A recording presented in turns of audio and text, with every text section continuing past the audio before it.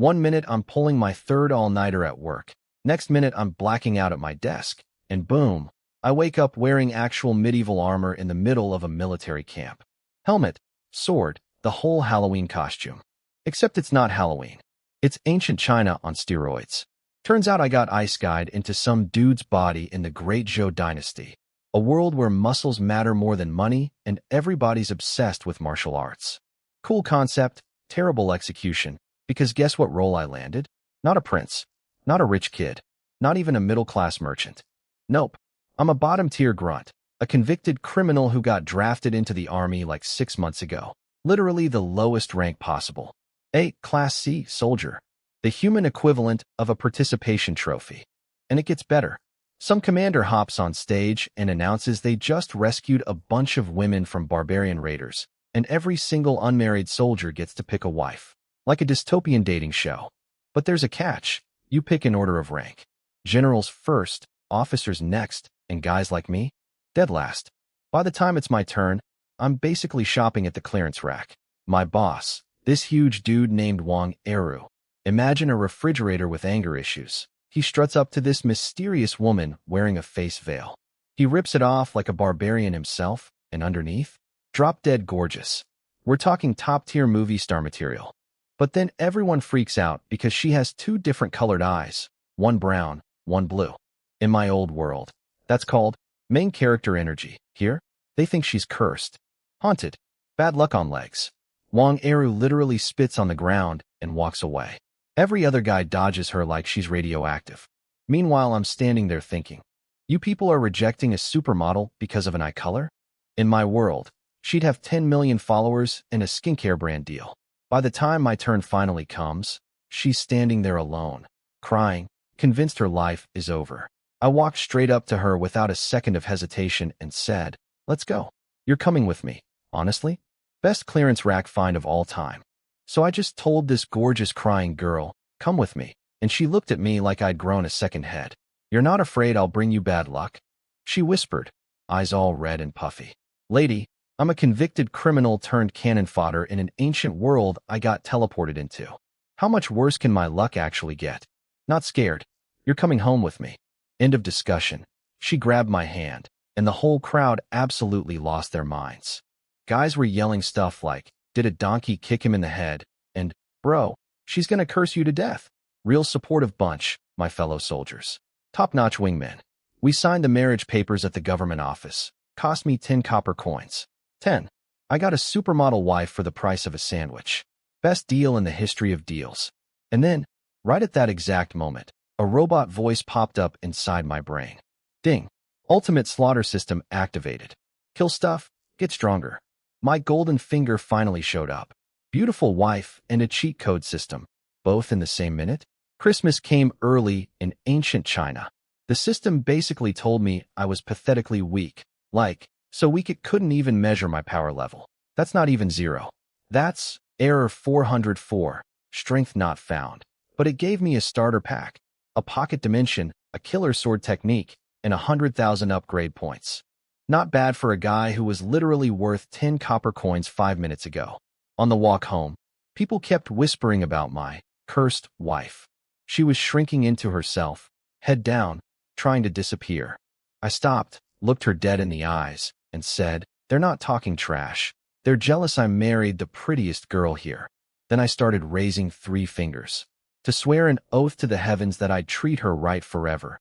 And she literally slapped her hand over my mouth to stop me before I could finish. Then she realized she was touching my face, turned red as a tomato, and yanked her hand back like I was a hot stove. Cutest thing I've ever seen. Like a startled baby deer. We finally got to my place. 3 straw huts, a kitchen, an outhouse, and 1 elderly horse who could not care less about our arrival.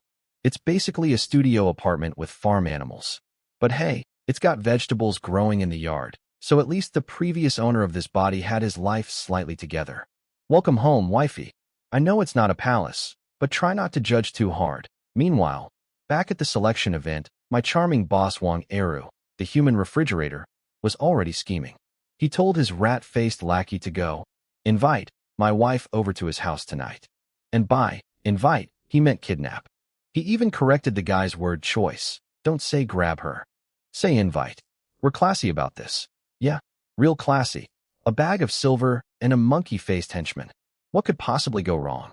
Spoiler, I have 100,000 kill points and a brand new murder sword technique. So, a lot. A lot could go wrong. Just not for me. My wife. And yeah, it still feels wild saying that. Immediately rolled up her sleeves and marched into the kitchen like she had something to prove. I tried to help, and she literally shoved me out the door. What kind of wife lets her husband cook? Okay. Message received. Gordon Ramsay energy. I respect it. Perfect, because I had business to handle anyway. Specifically, becoming less pathetically weak. I snuck off to the mountain behind our house and pulled up my system menu like some kind of RPG character screen. Time to spend those 100,000 kill points. System, dump 1,000 points into combat power. Ding. Congratulations, you are now a rank 1 warrior. Oh baby, just 1,000 points, and I'm already ranked up? What happens if I dump all 100,000 into combat? The system immediately shut me down like a disappointed math teacher. That would only get you to rank 4. Maybe try being smarter about this. Rude. But fair. For context, the ranking goes from rank 1 through rank 9, then Grandmaster, Great Grandmaster, Martial King, Martial Emperor, and finally, Walking God. The general running this entire fortress? Only rank 6. So this power ladder is basically Mount Everest, and I just bought my first pair of hiking boots. I burned 60,000 points to hit rank 3, same level as my lovely boss Wong Eru, the human refrigerator. Dumped the rest evenly into comprehension, body toughness, and sword technique skill. Gotta be a balanced build. No glass cannons in this household. Then I pulled out my sword and took a test swing at a tree. A big tree. Like, 2 guys hugging it can't reach around it big. 1 slash. Clean through. The stump looked like someone cut it with a laser. I stood there having a full anime protagonist moment. In this chaotic world, with this broken system, I, Lin Feng, am destined for greatness. Then my stomach growled, and the epic moment died instantly. Walked home to find the most beautiful dinner scene of my life. Rice porridge, 2 little veggie dishes, all arranged perfectly on the stone table in the courtyard. This woman was out here plating food like a Michelin chef using medieval ingredients. First spoonful, absolutely incredible. I told her I needed 3 more bowls. She looked so relieved I thought she might cry again, but happy tears this time. Then came the moment. A strand of hair fell across her face. She reached for it, but my hand got there first, tucking it behind her ear. Our eyes locked. Her face went full cherry blossom pink. She closed her eyes. Her breathing got heavier. Those lips were right there, and I was absolutely going for it. Well. Getting busy already, and you don't even close the gate. Are you kidding me right now? 3 meatheads had waltzed into my yard uninvited. Led by none other than Monkey Face himself, Song Chun, Wong Eru's rat-looking henchman. The dude literally looks like someone drew a weasel and gave it a military uniform. My wife jumped behind me, terrified. I told her to go inside while I handled the trash. She went, but not before squeezing my arm like she was afraid she'd never see me again. These 3 clowns then started making the most disgusting comments about my wife. Catcalling, crude jokes, the full package of human garbage behavior. Song Chun even had the audacity to suggest I should share her with the boys. You know, because we're brothers in arms. Brothers. Sure. I smiled real calm and said, nah, I don't share my wife. But speaking of sharing, your wife has been keeping Wong Eru real company, hasn't she? Must be nice, lending your woman out to the boss for career advancement. That's what I call a team player. The whole yard went dead silent. See, everybody in the army knew Song Chun's wife was sleeping with Wong Eru. Everybody. But nobody had the guts to say it to his face. Until today. Until the lowest-ranked soldier in the entire camp looked him in the eye and basically said, your boss is sleeping with your wife, and everyone knows it. His 2 buddies looked at me like I'd just pulled the pin on a grenade. Which, emotionally speaking, I kind of did. Song Chun's face went from smug to purple to volcanic in about 2 seconds. I'll kill you, he screamed, ripping out his sword and charging straight at me. Cool. One small problem for him, though. I'm not a bottom-tier grunt anymore. I'm a rank 3 warrior now, same level as his precious boss. And unlike him, I just cut a tree the size of a minivan in half with 1 swing. This is about to be really, really fun. Monkey Face came at me with his sword, and I just sidestepped, like it was nothing, like dodging a toddler swinging a pool noodle. One punch to his stomach. He folded up like a lawn chair, snatched his own sword right out of his hand. Thanks for the loaner, buddy. Used it to block the second guy's attack, then kicked that dude into the dirt. The third guy just stood there looking like he'd seen a ghost. Which, honestly, he was about to become one. Here's the thing these idiots didn't know. They were all rank 2 warriors. Class A soldiers. On paper, they should have mopped the floor with me. But I'm not the old Lin Feng anymore. I'm rank 3 now, baby. They brought knives to a cannon fight. Talk. Why are you here, Song Chun? Monkey Face. Try to play tough, so I stepped on his leg. Crack. Broke it clean. The screaming was loud. Very loud. Like someone was murdering a pig. Which isn't far off, honestly. He spilled everything. Wang Eru wanted my wife delivered to his house before I could even consummate my marriage. This man literally sent goons to steal my bride on our wedding night. The audacity. The absolute, weapons-grade audacity. So he wants my woman, huh? I stomped his other leg. Another crack. Symmetry is important. Song Chun tried pulling the "you can't kill me, I'm the boss's guy" card.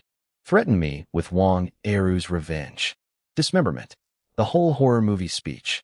I leaned in real close to his greasy little weasel face, pressed the cold blade against his cheek, and said, "A guy like you staying alive?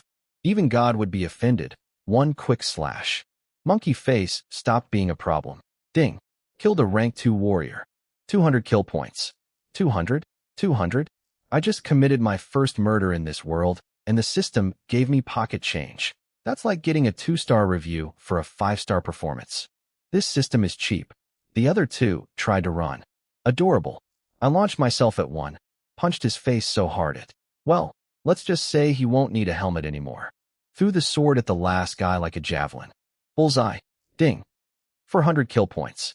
My wife peeked out from behind the door frame like a scared kitten, clearly expecting to find my corpse. Instead, she found me wiping blood off my hands with Song Chun's shirt. Dry cleaning wasn't invented yet, so this would have to do. She looked at the 3 bodies, then at me, then back at the bodies. I could practically see the math happening behind her eyes. Wait. Those guys were all stronger than him. How did he? But instead of asking questions, this absolute ride-or-die woman grabbed my bloody hand and said, "If they come for you, I'll die by your side." Ma'am. We have been married for approximately 4 hours. That level of loyalty usually takes years. I have found the greatest wife in the history of wives. I calmed her down, explained that these clowns came disguised so nobody saw them. Our house is in the middle of nowhere. It's pitch dark outside. And who's going to suspect the weakest soldier in camp killed 3 elite fighters? It's the perfect crime. Nobody investigates the Chihuahua when the pit bulls go missing. Dragged the bodies up the mountain, dug a deep hole, buried them, covered everything up nice and neat. Moonless night, wolves howling in the distance. Very atmospheric. Very murder-y. 10 out of 10 burial conditions. Meanwhile, across town, Wang Eru was in his fancy mansion. 3 courtyards, decorative rocks, a freaking pond. While I'm living in straw huts, doing exactly what you'd expect a villain to be doing on his wedding night. The woman he picked earlier was lying in bed looking like she'd survived a car crash. Real gentleman, this guy. And between drinks and gross little songs, he kept fantasizing about my wife. Enjoy the fantasy while it lasts, big guy. Because the 3 errand boys you sent, they're fertilizing my vegetable garden now. And you're next on the list. I just need to level up a tiny bit more first. See, Wang Eru is rank 3 like me. I could probably take him. But he's best friends with the 2,000-man commanders, and those guys are rank 4. Can't handle them yet. Keyword, yet. I barely finished hiding the blood stains in the yard when, knock knock, one of Wang Eru's guards showed up at my door. My wife turned white as a ghost. I patted her head like a puppy and said, "Relax, babe. I got this." The guard barged right in without waiting for an invitation. Real polite guy. "Hey, you seen Song Chun tonight? The boss wants to know." Now here's where my Oscar-worthy acting kicked in. I scratched my head, put on my dumbest face, full idiot mode, and said, "Song Chun? Nah man, we barely even talk. Why would he come to my house?" The guard looked at me, looked past me at my wife behind the curtain. Then he caught a glimpse of her blue eye and practically jumped backward like he'd seen a spider. Couldn't get out of my house fast enough. basically sprinted away muttering about bad luck. And that, ladies and gentlemen, is the beauty of being the weakest soldier in camp married to the cursed girl. Nobody wants to come near us, and nobody suspects us of anything. We're basically invisible. It's the ultimate alibi. Who's gonna believe the Chihuahua ate the Dobermans? Meanwhile, Wang Eru was back at his mansion, with his fancy courtyard and his stupid iron stress balls, getting increasingly annoyed that his goons hadn't delivered my wife yet. His conclusion? Song Chun and the other two must have deserted. Run away before the big battle. Cowards. Buddy, they didn't run anywhere.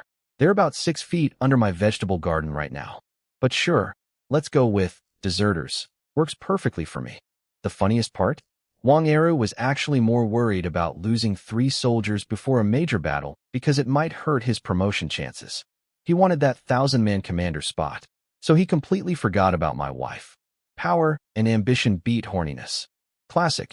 After the guard left, I stood at my gate for a minute, doing a mental review. First time killing people. First time burying bodies. And I felt totally fine. No shaking hands. No nausea. No existential crisis. Nothing. Just calm. Am I naturally built for this? Like a born killer. Honestly a little concerned about myself, but also kind of impressed. Moving on. Went back inside to check on my wife. She'd passed out on the bed, completely exhausted from the world's most stressful wedding day. She looked absolutely peaceful, long eyelashes fluttering, skin glowing like porcelain, curled up in her white clothes like some kind of sleeping goddess. And let me be real with you. Every cell in my body was screaming go for it. We were legally married. The paperwork was signed. 10 copper coins, paid in full. This was technically our wedding night. But I looked at this woman who'd been kidnapped, dragged across the country, rejected by everyone, terrorized by thugs, and just had the longest day of her life. And I thought, nah, not like this. If anything's happening, it's happening when she's rested, comfortable, and says yes. I'm a transmigrator with a murder system, not an animal. So I, a grown man with a beautiful wife sleeping 10 feet away, quietly grabbed a blanket from the closet and laid down on the cold, hard floor. Like a gentleman. A very frustrated, very noble gentleman. Got a wife, and I'm still sleeping alone. The universe really loves messing with me. I was so tired from the day's events. You know, the whole getting married, unlocking a cheat system, killing 3 guys, burying bodies thing, that I knocked out almost instantly. Next morning, my wife woke up looking like a completely different person. Color in her cheeks, life in her eyes, well rested for probably the first time in weeks. She opened the bedroom door, ready to start doing chores, and found me curled up on the floor like a loyal dog. She just stood there, smiling at my sleeping face, and whispered, "What a silly husband. He could have just slept in the bed with me." Excuse me? I could have what? I chose the floor, out of respect, and she would have been fine with it?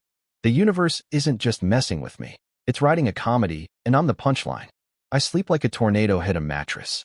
Blanket everywhere, limbs flailing, the whole disaster. So when my wife leaned over to tuck me back in like I was a toddler, I cracked one eye open and, boom, her gorgeous face was right there. Inches away. Morning, wifey, she froze. I froze. The wind outside froze. Full cinematic moment. Neither of us said anything for a solid 10 seconds. Just vibes. Then she did this cute little blinky thing and said, "Oh, you're awake too? Awake?" I'm awake and I'm feeling dangerous. I sat up, leaned in, and just, kissed her. Quick. Light. Like a hummingbird stealing nectar. First kiss. Nailed it. Her brain completely short-circuited. Face went from porcelain white to fire truck red in half a second. He kissed me. She was standing there buffering like a bad Wi-Fi connection, having an entire internal debate about whether she should be mad or happy or both. Spoiler. She picked happy. I pulled her into a hug. We fell into the blankets together, and things were heading in a very promising direction when she grabbed my hand and whispered, "Not during the day. What if someone comes?" Then she pressed her face against my chest, which had somehow gotten exposed in the commotion, and added in a voice smaller than a mouse, "Tonight. Please," my brain said. "Respect her wishes, you're a gentleman." My body said, "What are you doing? This is the opposite of what we want." Gentleman brain won. Again, this is becoming a pattern I'm not thrilled about. We just laid there holding each other for a while, which was actually really nice. Then she hit me with the most adorable line. I'm your wife for one day, and I'll be your wife forever. No rush, woman. You can't just say stuff like that and expect me to function normally. Then she skipped off to the kitchen, and I helped her cook breakfast. Standing side by side, little puffs of smoke coming from the stove, it felt weirdly domestic for two people who met yesterday at what was basically a medieval draft pick. Over porridge, she asked if last night's guard was suspicious. I told her the truth. Babe, I'm literally the camp joke. The weakest, most useless soldier in the whole army.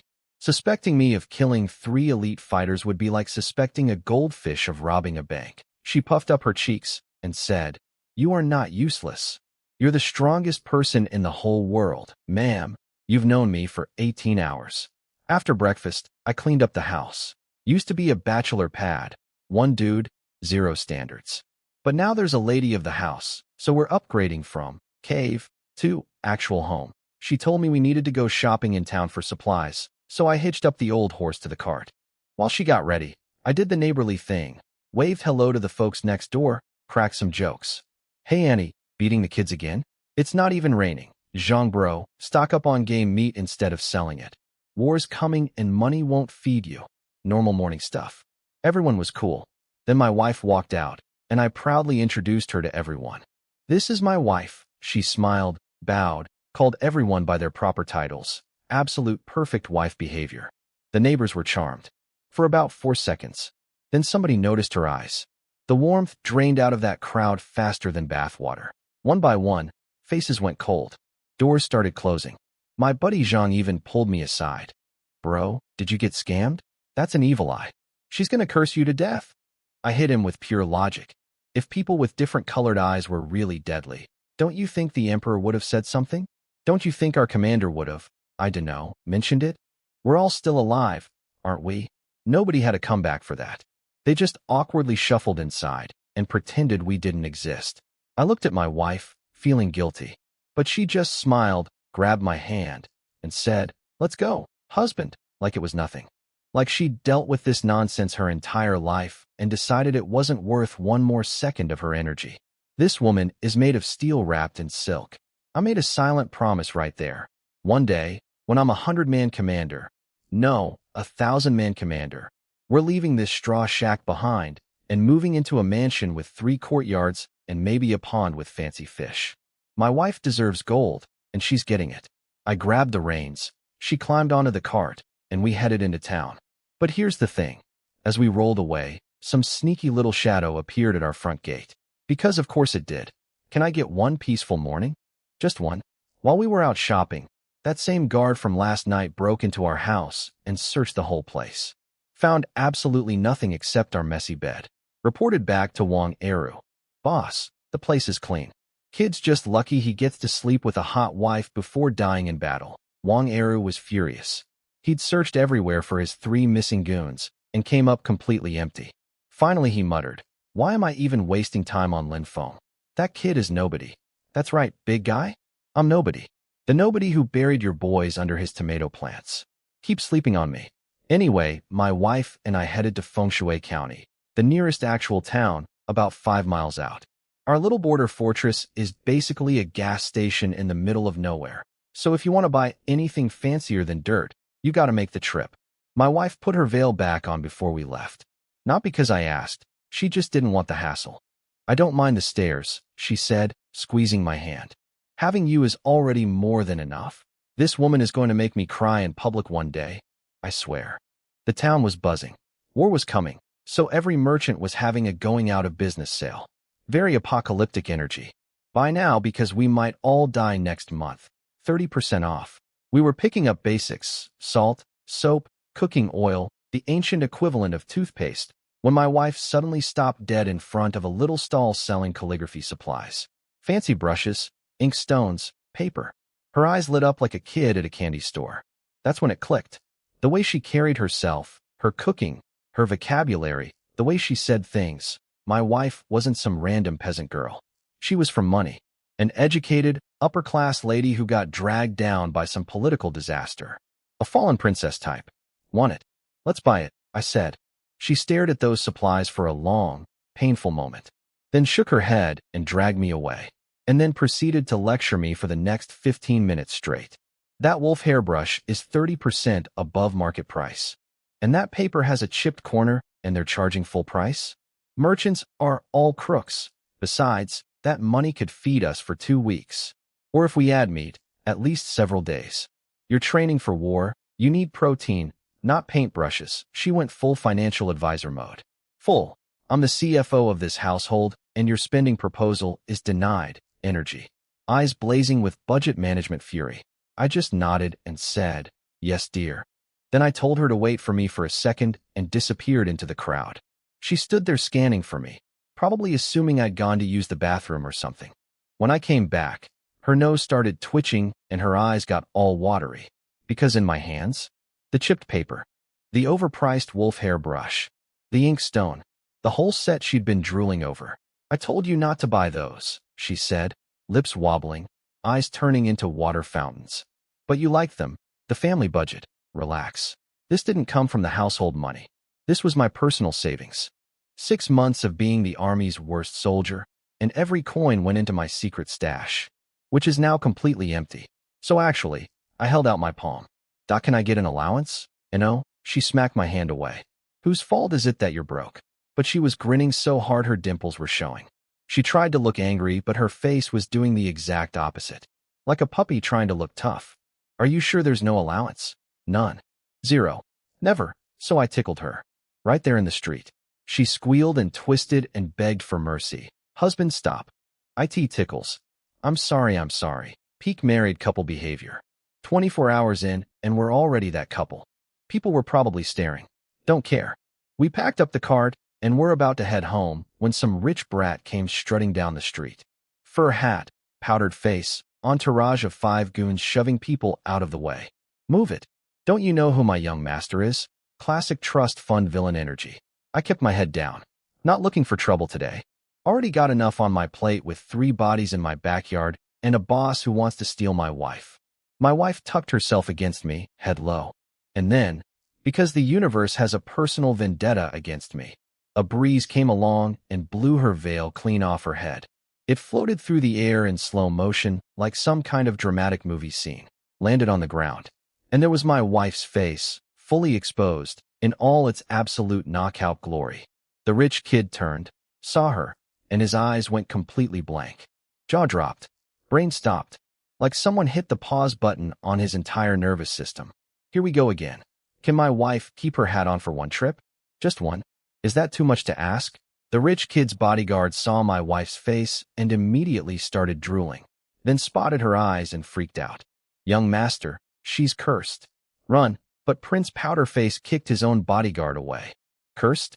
Who cares? She's gorgeous. I'd die happy. Respect the commitment, I guess. Zero respect for everything else. This clown walked right up to my wife, completely ignoring me, the husband standing right there, and pulled out a folding fan like some discount Romeo. Beautiful lady, come back to my mansion. I'll give you whatever you want. Just make me comfortable. Then he reached his fan toward my wife's chin. His fan got about 2 inches from her face before my hand clamped around his wrist like a bear trap. I looked him dead in the eyes, squeezed, twisted, pop, dislocated his entire arm like I was unscrewing a bottle cap. The scream he let out could have shattered glass. He stumbled backward into his goons and immediately went full rich kid mode. What are you waiting for? Beat him to death. 5 guys rushed me. I grabbed the first punch out of the air, flipped the guy over my shoulder. He hit the ground so hard half his body went numb. The next 2 tried a sneak attack from both sides. 2 punches. 2 thuds. Done. The whole fight lasted maybe 10 seconds. I didn't even break a sweat. Didn't even wrinkle my shirt. Now here's where it gets interesting. At a tea stall nearby, some scary-looking middle-aged dude in black was watching the whole thing. Built like a tank, hands covered in calluses, eyes that screamed, "I've killed more people than you've met." This guy was clearly somebody important. He was sipping tea and casually analyzing my fighting technique like a sports commentator. Decisive strikes, killer instinct, already a rank 3 warrior at under 20 years old. Impressive. Sitting across from him was a young guy about my age. Sharp eyebrows, righteous-looking face, apparently already a 1,000-man commander. This kid was breathing differently from normal people, some kind of advanced martial arts breathing technique. The older guy, clearly a general, was saying stuff like, if I could train this kid, he'd lead an army in 3 years. Maybe even rival ME someday. The young commander just smiled and thought, interesting. Maybe I should fight this guy sometime. Two powerful people I didn't even know existed were sitting 50 feet away, scouting me like NBA recruiters. And I had zero clue. Back to the main show. Rich Boy was sitting on a bench his servants fetched, because of course they brought him furniture mid-street fight, still holding his dislocated arm, and now the crowd was whispering. Wait, isn't that the county magistrate's son? The mood shifted instantly. People who were cheering for me 2 seconds ago suddenly went quiet. Everyone knew this kid's dad literally ran this town. Untouchable family. The local equivalent of the mafia boss's kid. The goons got brave again real quick. You're dead now. Fighting means nothing.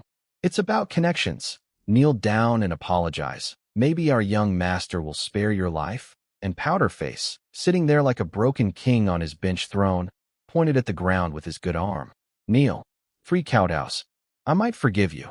Then, because this guy apparently has a death wish, he's speedrunning. He looked at my wife and said, oh, and lend me your woman for 1 night. I'll return her tomorrow. Consider it mercy. You want me to kneel. And lend you my wife. Like she's a library book. Buddy, the last 3 guys who had plans for my wife are currently decomposing under my vegetable garden. And they were rank 2 warriors. You can't even beat your own bodyguards. But sure, keep talking. Every word is just adding items to my to-do list. The rich kid's goons were falling over themselves, kissing his butt. Young master is so generous. Then one of them casually dropped this gem. Remember that Wong lady who refused you? She ended up on a straw mat in a mass grave. Cool. So this guy doesn't just harass women. He murders them when they say no. And his daddy, the county magistrate, covers it all up. Fantastic. Love the justice system here. My kill him right now meter was rising fast. Honestly, I was ready to end this clown, grab my wife, and flee the country. Go live with the barbarians up north. Start a new life. Open a noodle shop. Whatever. I've got a cheat system. I can make it work anywhere. And it's not like this dynasty has been great to either of us. My wife got betrayed by the government, and I'm a convict-turned-cannon fodder. Our combined loyalty to this empire is approximately 0. My wife squeezed my hand. Let's just go, please. He's not worth it. But Powderface heard her and laughed. Leave? After hitting me? I'll find out where you live. And then, every word out of his mouth was adding another nail to his coffin. I was literally calculating the fastest way to kill everyone here and disappear. Then the county sheriff showed up with a squad of armed guards. Guy named Zhang Tianlang. He took one look at the situation and immediately understood. The magistrate's son was being the magistrate's son again. Harassing married women. Tuesday. Rich Boy started barking orders. Arrest him. He almost killed me. Break his legs. Cut off his, you know what. And then take his wife, and he was literally cackling like a cartoon villain. In public. With witnesses. The sheriff sighed and waved his men forward. They surrounded us with clubs. I pushed my wife behind me and started scanning for weapons. Spotted a club in the nearest guard's hand. Okay. Plan B. Fight through everybody, steal a weapon, carve an exit, run. Not elegant, but it'd work. I was 1 second from launching when, stop, 1 word. From the tea stall, the scary middle-aged dude in black. One of the guards pointed his club at the guy. Who do you think you are? Mind your own. He didn't finish the sentence. The young commander, the one who'd been quietly sipping tea, exploded out of his seat like a human missile. White clothes flashing, 1 kick, and that guard flew 5 meters through the air like a rag doll. My brain immediately went on high alert. That speed, that power, that technique. This kid was rank 3. Same as me, and at roughly my age, which meant he was some kind of prodigy. In the entire military, fighters this young and this strong were practically unicorns. The sheriff puffed up. How dare you attack government officers? Do you know the law? The young guy reached into his jacket and pulled out a black iron badge. 2 characters engraved on it. Zhun Bei, Town North. The General of the North is present. Who dares make trouble? I felt my brain do a full system restart. The General of the North. One of the 4 supreme generals of the entire Zhou dynasty. Each one responsible for defending an entire border of the empire. This guy's combat power was above rank 9, basically a demigod. His official rank was 4th grade, which is so far above my world that my boss Wang Eru, a measly 9th grade officer, might as well be an ant compared to this mountain. And he'd been sitting 30 feet away watching me fight, drinking tea, like it was entertainment. The sheriff's guards charged forward anyway. Either they were brave or they were stupid. The sheriff himself screamed, "Stand down," like his life depended on it, which it did, because faking the identity of a supreme general is punishable by executing your entire extended family. Nobody bluffs that. The guards backed off.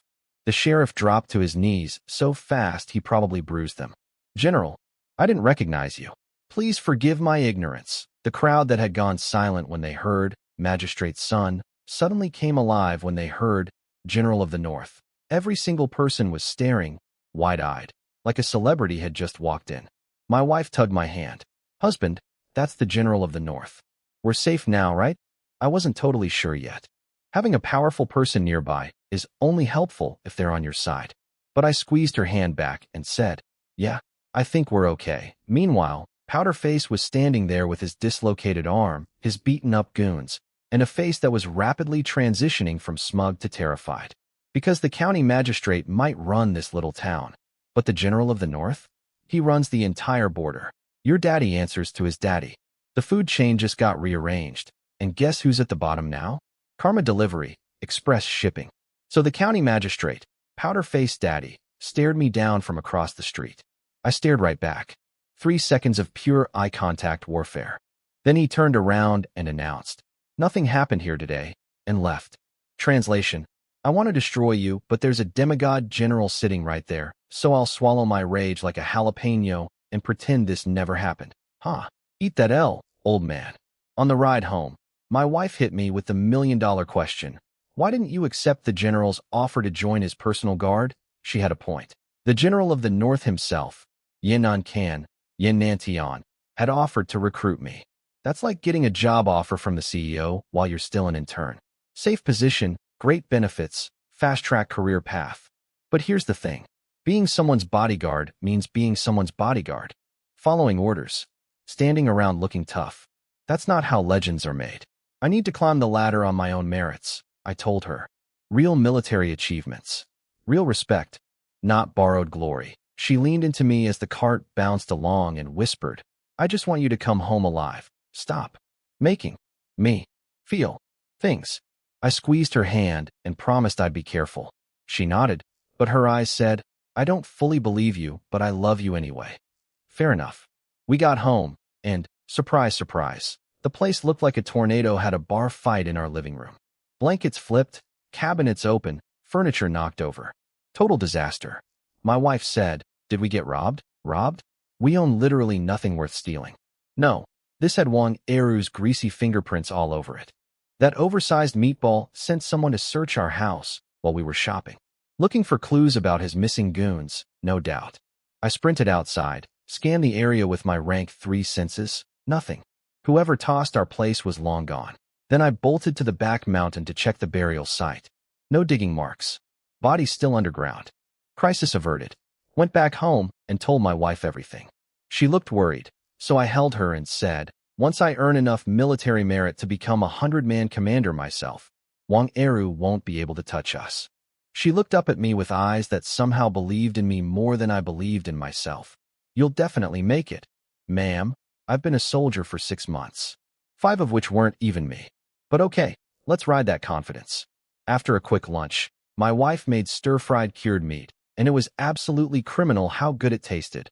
I headed back to the mountain for training. Spent the whole afternoon swinging my sword at a giant boulder. Over and over. Slash, step, slash, pivot, uppercut swing, downward chop. The Slaughter Heaven blade technique was slowly becoming muscle memory. My yellow rank comprehension was doing its job. I could literally feel myself improving with each repetition, like a progress bar slowly filling up. After 30 minutes of nonstop practice, I wasn't even tired. Iron bone constitution for the win. Regular humans would be gasping for air. I was barely sweating. The balance build was paying off big time. I checked my stats. Combat power. Rank 3 warrior comprehension. Yellow rank constitution. Iron bone technique. Slaughter Heaven blade. Beginner. Kill points. 600 points. That's IT. 3 kills, and I've got pocket change. Meanwhile, the system store probably charges 1,000,000 points for a decent weapon upgrade. But here's what got me excited. Even among rank 3 warriors, there are levels. With my enhanced comprehension, iron body, and improving blade technique, I was confident Wang Eru couldn't beat me anymore. Same rank on paper, but I'd smoke him in practice. And if yellow rank comprehension was this useful, what about mystic rank, earth rank, heaven rank? What about silver organ constitution, gold body? The ceiling was sky high, and I was just getting started. I looked at the boulder in front of me, now covered in hundreds of blade marks like abstract art carved by an angry chef, and grinned. More training, more kills, more points. That's the formula. Oh, and more of my wife's cooking. Because honestly, that cured meat at lunch might be the single greatest thing that's happened to me since arriving in this world. System included. Trained all afternoon until even my iron bone body was like, bro, we're done. Got home after dark. All the neighbors' houses were pitch black because apparently in ancient times, everyone just passes out the second the sun goes down. No Netflix, no scrolling, just unconsciousness. Honestly, respect. My wife had made dinner even though most people here only eat twice a day. Her reasoning? You need the calories for training. If you die on the battlefield, all our savings are useless. And if you're gone, I'm not sticking around either. I flicked her forehead. Don't talk like that. And then she bit my finger, just gently took it in her mouth, while looking at me with those eyes. My brain, oh, my body, OH. She leaned in close, whispered in my ear in this impossibly soft voice, and reminded me that she'd made me a certain promise that morning. It's nighttime now, husband. Look, I'm going to be a gentleman about this and skip the play-by-play. Let's just say the candle stayed lit, several hours disappeared from the timeline, and I discovered that my wife, my incredible wife, had never been with anyone before. Lin Feng, a convicted criminal turned cannon fodder who bought a marriage license for 10 copper coins, somehow ended up with the most beautiful, loyal, talented, and pure woman in this entire dynasty. 8 lifetimes of good karma. Minimum. Afterward, she curled up against my chest, exhausted. Then I moved to hold her closer, and she panicked. Thought I was going for round 2. Her face went white. Relax, I laughed. I'm not a monster. We've got the rest of our lives for that. She buried her face in my chest and started punching me with these tiny little fists. You're so bad. Each hit felt like a gentle massage. Terrifying warrior, this one. We fell asleep tangled up together. Best night of either of my lives, and I've lived 2 of them. Next morning, I woke up first. My wife was still sleeping, sore and exhausted, first time and all. So what did I do? I went to the kitchen and cooked. See, back in my previous life, when I wasn't killing myself with overtime at the office, my one actual hobby was cooking. And not just regular cooking. I'd specifically studied traditional Chinese medicinal food therapy, herbal porridge, restorative broths, the works. So I made her this perfect recovery porridge. Soft rice, nourishing herbs, a touch of brown sugar for the blood loss, some digestive ingredients. The ancient equivalent of post-marathon Gatorade, but it actually tastes good. Brought it to her in bed, propped her up against the pillow, blew on each spoonful to cool it before feeding her. She ate it like a little hamster, tiny happy bites, cheeks puffing, and I sat there feeling like I'd just won Employee of the Year at Husband Incorporated. Yesterday, I was practicing murder techniques on a boulder. Today I'm spoon-feeding my wife medicinal porridge in bed. This is the range. This is the duality.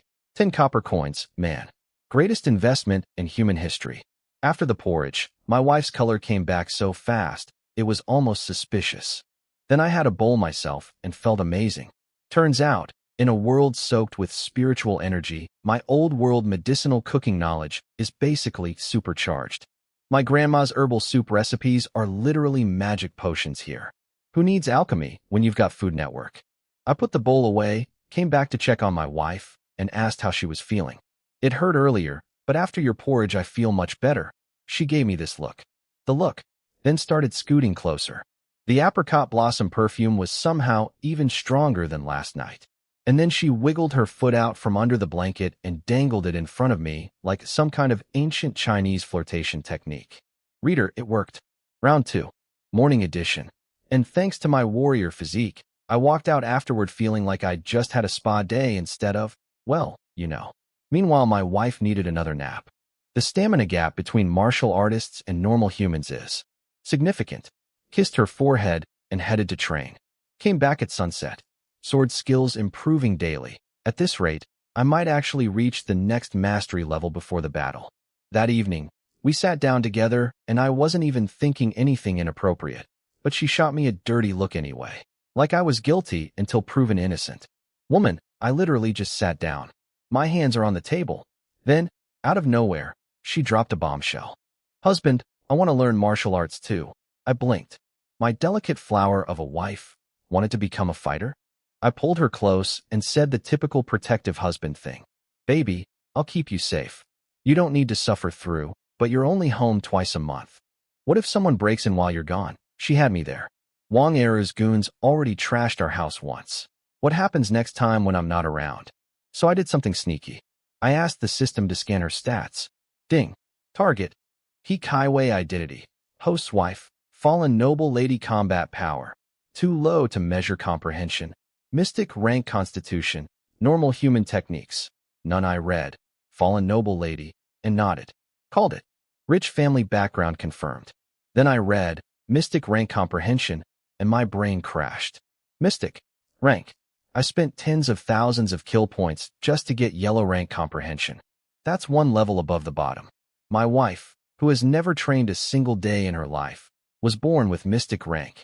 That's 2 whole tiers above me. There probably isn't a single person in our entire military fortress with comprehension that high. I'm married to a prodigy, and neither of us knew it. I sat there in stunned silence for so long that my wife completely misread the situation. She started shrinking. I know my talent probably isn't as good as yours. Forget I asked.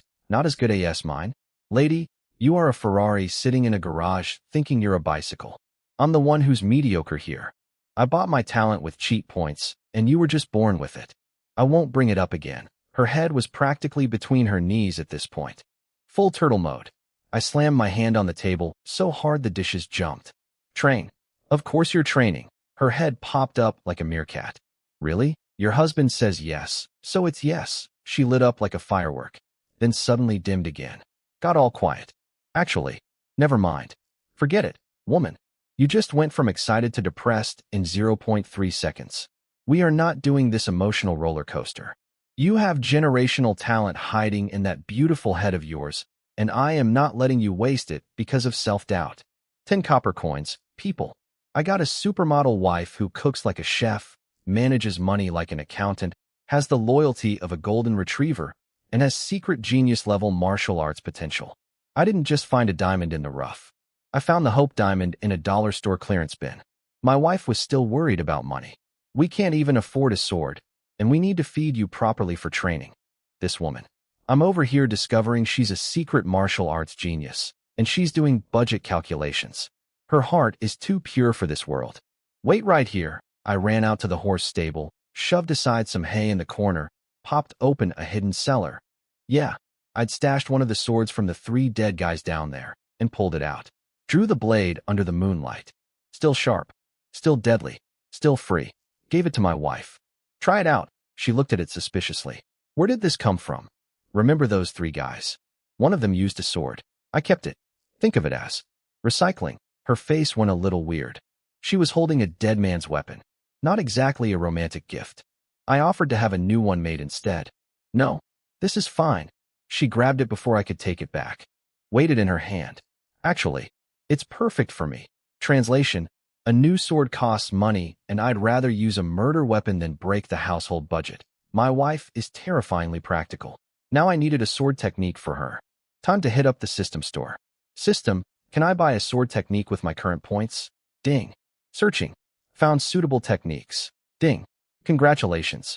With your 600 kill points, you can afford. Absolutely nothing. Techniques aren't cabbages. Know your place. This system just roasted me. It literally told me to have some self-awareness. I was about to file a formal complaint when ding. New feature unlocked. Buy now, pay later. You can take out a loan for kill points. Interest rate, 10%. You're a loan shark now? A cheat system running a payday lending business. I started haggling. Begging. Guilt-tripping. The full marketplace negotiation experience. Emotions, logic, everything. After a long silence, ding, interest reduced to 5%. It worked? I bargained with an omniscient murder system and won. Can I push further? Ding. Custom sword technique for Hikaiwei. Flowing cloud moon-chasing sword art. Cost, 50,000 kill points. Loan term, 3 months. Total with interest, 52,500 points. Late payment equals double interest. I did some quick math. The technique itself cost 50,000 kill points, and with 5% interest the loan came to 52,500. I went from zero debt to owing more than 50,000 points in one click. Different world, same financial suffering. In my old life, I had a mortgage. In this life, I have a martial arts mortgage. Different world, same financial suffering. But whatever. On the battlefield, each Class A soldier is worth 200 points. So I only need to kill 262.5 people. The half person is concerning, but we'll figure that out later. System, deliver the technique. Ding. Choose delivery method. 1. Digital, direct brain download. 2. Paper, printed copy. I can't exactly explain to my wife why I'm downloading Kung Fu into her brain via telepathy, can I? Hey honey, hold still while invisible alien technology uploads combat data into your skull. Paper. Ding. Printing. Then I watched my remaining 600 kill points drain to zero in real time. Like watching my bank account after rent day. System, what the? Printing requires ink and paper fees. This is your choice. System accepts no responsibility. Ink and paper fees? You're charging me for printer costs? You're an interdimensional cheat code, not a Kinko's. I unleashed every swear word I knew from both lifetimes. Ancient Chinese profanity. Modern Chinese profanity. Some creative combinations that probably don't exist in any language. A symphony of rage. The system said nothing. Completely unbothered. Like screaming at a brick wall. I was out of breath before it was out of patience. Current financial status. Kill points. 0 debt. 52,500 dignity.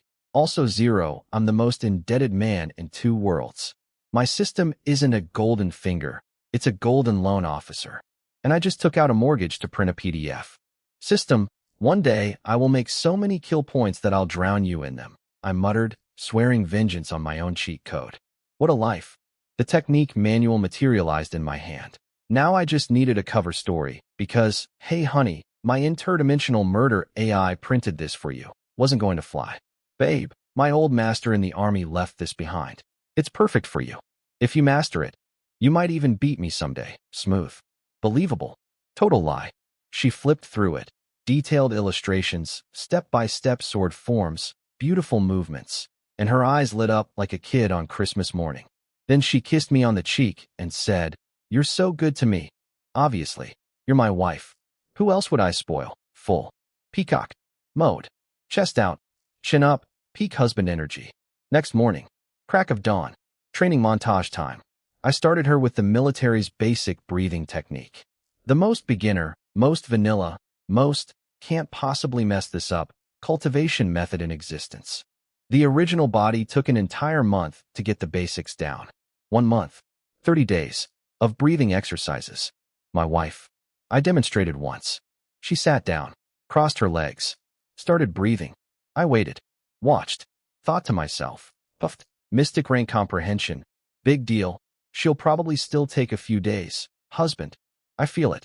There's warm energy flowing in my belly. It's kinda nice, excuse me? It had been minutes. Literal minutes. The thing that took the previous owner of my body a month, she did during a coffee break. If coffee existed here, which IT doesn't. I nodded like a robot. MHM, good. Yep. Totally normal. IT was not normal. Half an hour later, she'd completely mastered it.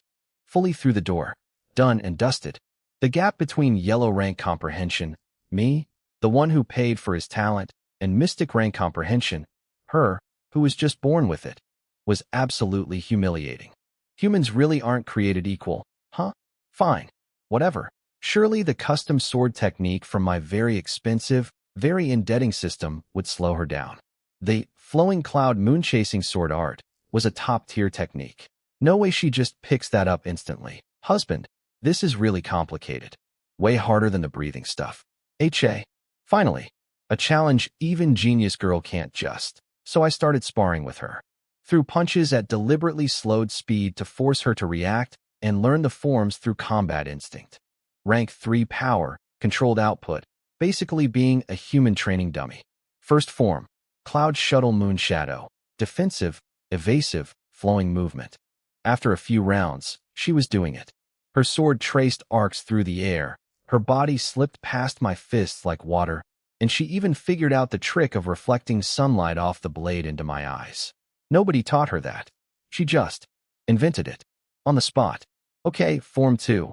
Moon Embrace, 1 jump. Sword draws a full moon arc. Midair transition from defense to offense.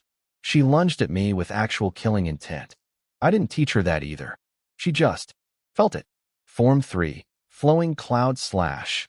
Sudden explosive attacks, rapid-fire thrusts at vital points. Every strike leaving just enough energy in reserve. I was actually retreating. From my own wife, who started learning sword fighting 2 hours ago. 2 hours. From, what's a sword, to, I can now defend myself against bandits. 2 hours. The system custom designed this technique for her. Weak beat strong style, using footwork and feints to drain the opponent, then finishing with a devastating combo. It was perfect for her build, not the strongest, but impossibly precise and elegant. After the sparring session, I told her to practice solo while I watched. Leaned against a willow tree, crossed my arms, tried to look like a proud teacher and not a man having an existential crisis about his wife's superiority. She moved through all 3 forms seamlessly. The awkward transitions disappeared. The angles got sharper, more practical, less textbook. She was already improvising, adding her own variations, making it hers. And honestly, watching her was mesmerizing. The sword art looked less like combat training and more like a dance. Silk sleeves flowing, blade catching sunlight, her body moving like a cloud drifting across the moon, exactly like the name promised. I stood there thinking 3 things simultaneously. 1. My wife is a genius who will probably surpass me within a year. 2. I just went 50,000 kill points into debt for a sword manual, and it was worth every single point. 3. 10. Copper. Coins. Greatest deal ever. While my wife and I were having the world's most productive training montage, Wang Eru was having the worst week of his life, and I wasn't even there to enjoy it. Turns out, when 3 of your soldiers disappear right before a major battle, your boss notices. And Wang Eru's boss was General Pan Feng, the commander of all of Yinguan. A rank 6 warrior. The kind of guy who could sneeze and accidentally kill a building. Picture this. Wang Eru, the human refrigerator, the man who terrorized everyone in camp. Kneeling on the ground in the command tent, shaking. On either side of the general stood the 2,000-man commanders. Wu Chuang, built like a grizzly bear with a scar running down his face. And Hu Lai, a short dude who was somehow even scarier. Killed so many barbarians that his own soldiers were terrified of him. Imagine a chihuahua that's actually a serial killer. Wang Eru tried to speak. Wu Chuang immediately shut him down. The general hasn't spoken yet, so neither do you. Actually, Wu Chuang was trying to protect him. Those 2 commanders were Wang Eru's buddies, the ones he'd been bribing. But even their friendship had limits. General Pan Feng stood up, walked over to Wang Eru, and stepped on his back. 1 foot. Rank 6 power. Used maybe 10% of his strength. Wang Eru's face twisted, turned white, and he coughed up blood. 10%. This man nearly died from a casual step. That's like getting run over by a parked car. 100 military cane strikes. And you're demoted to common soldier. Wang Eru's soul left his body. 100 cane hits was painful, but survivable. Losing his rank. That was career death. Game over. Permanent bench. His 2 commander buddies managed to talk the general down from the demotion part. We need him for the battle, sir, but the 100 strikes? Non-negotiable. So they dragged Wang Eru out and beat his but 100 times with military canes. By the end, his rear end looked like raw hamburger. His men had to carry him home. He lay face down on his bed, couldn't sit, obviously, cursing Song Chun's name into his pillow. When I find you, you're dead, buddy. Song Chun is dead. He's been composting under my garden for days. You're screaming at fertilizer. His entire household staff was hiding in corners, terrified of his rage. Nobody wanted to be within throwing distance. Meanwhile, My life had become an anime training arc, and my wife was the protagonist. Ever since she picked up the sword, she'd been dragging me to the mountain before sunrise every single day, like a drill sergeant in a silk dress. Come on, husband, let's go train, lady. The sun isn't even up yet. The birds aren't up yet. Good news. Her sword skills were improving at a terrifying rate. Her comprehension talent was basically a cheat code without the debt. Bad news. I was so exhausted that we hadn't been intimate in days. I physically couldn't. Every night, I'd collapse into bed like a sack of potatoes and pass out before my head hit the pillow. My wife had weaponized martial arts training into the most effective form of birth control ever invented. We were spending every waking moment on that mountain. Eat, train, sleep, repeat. I joked that we should just move up there permanently. After 2 more days, something incredible happened. During her morning breathing exercises, I heard her body making popping and crackling sounds, like popcorn. That's the sound of her meridians expanding, her body restructuring itself for martial arts. She was on the verge of becoming a rank 1 warrior. A few days. What takes normal people years? I told her she'd probably break through in another day or 2, and she wouldn't need to worry about safety when I was away at camp. She smiled, puffed up with confidence, twirled her sword, and then, with the most adorable sparkle in her eye, pointed it at me. "Wanna spar, husband?" This woman went from, "Please don't hit me, I'm scared," to, "Fight me, coward," in less than a week. What have I created? Babe, you're not beating me. I'm rank 3. You're not even rank 1 yet. Her sword was already flying at my face before I finished the sentence. She'd modified the first form on her own, turned a defensive retreat move into an offensive thrust. Because of course she did. Mystic rank comprehension doesn't just learn techniques, it reinvents them. I'm over here following the manual like a cookbook, and she's freestyle cooking with the ingredients. We went at it, my blade technique versus her sword art. And honestly, she was giving me problems. Her attacks were relentless, slicing through rocks and cutting trees in half. This woman who couldn't hold a sword 5 days ago was now causing environmental destruction. I started sweating. If I kept playing at reduced power, I was genuinely going to lose to my own wife. My student, who I literally paid 50,000 kill points for. So I bumped up to rank 1 power, just 1 rank, snatched her sword out of her hand barehanded, and stepped back grinning. "You lose, wifey," she puffed up like an angry blowfish. "You cheated. You said you wouldn't use rank 3 power." I didn't. That was rank 1. Her eyes went enormous.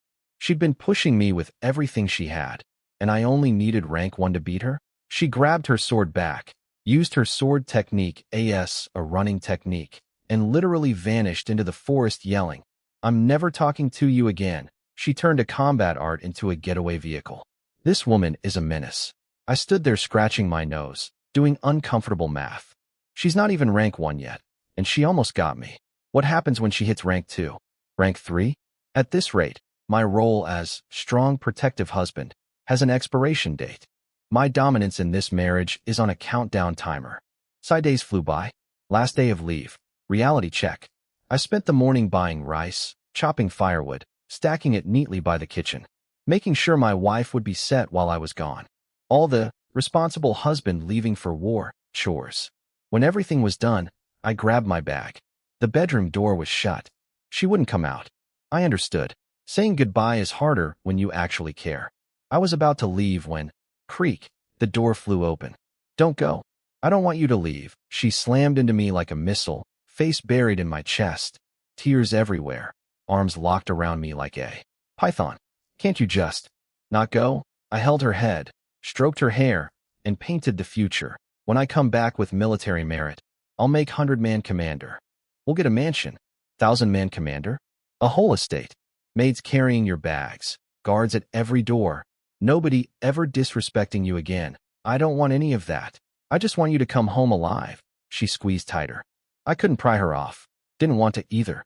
But military law waits for no man. Desertion means death. And I had kill points to earn. 52,500 of them, to be exact. "If you don't let go, I'll miss my deadline. And when I get back," I kissed her cheek and whispered, "that I'm going to make you pay for all this teasing. You little troublemaker. HMPH. I'm not scared of you." Her face was doing that thing again. blushing and pouting simultaneously. Mad and in love. The cutest combination known to mankind. I got on the horse, rode away, didn't look back. Couldn't. If I turned around and saw her face, I'd never leave. Behind me, her voice echoed across the distance. Husband, you have to come back. Someone's waiting for you. I'll come back. I promise. And when I do, nobody will ever make you cry again. Arrived at camp 30 minutes later. My bunkmates were lined up outside like a welcoming committee of idiots. Hey Lin Feng, how's the cursed wife? She taste good? Ha ha. Boy looks skinnier. Must have been busy in bed all week. Lucky dog got the prettiest one. If it wasn't for the evil eye, the commander would have taken her. I walked past all of them without a word. Grapes are sour when you can't eat them, boys. Then my buddy Jiang Yi, one of the few decent guys here, pulled me aside and whispered, Hey, Wang Eru's waiting for you inside. He's in a really bad mood.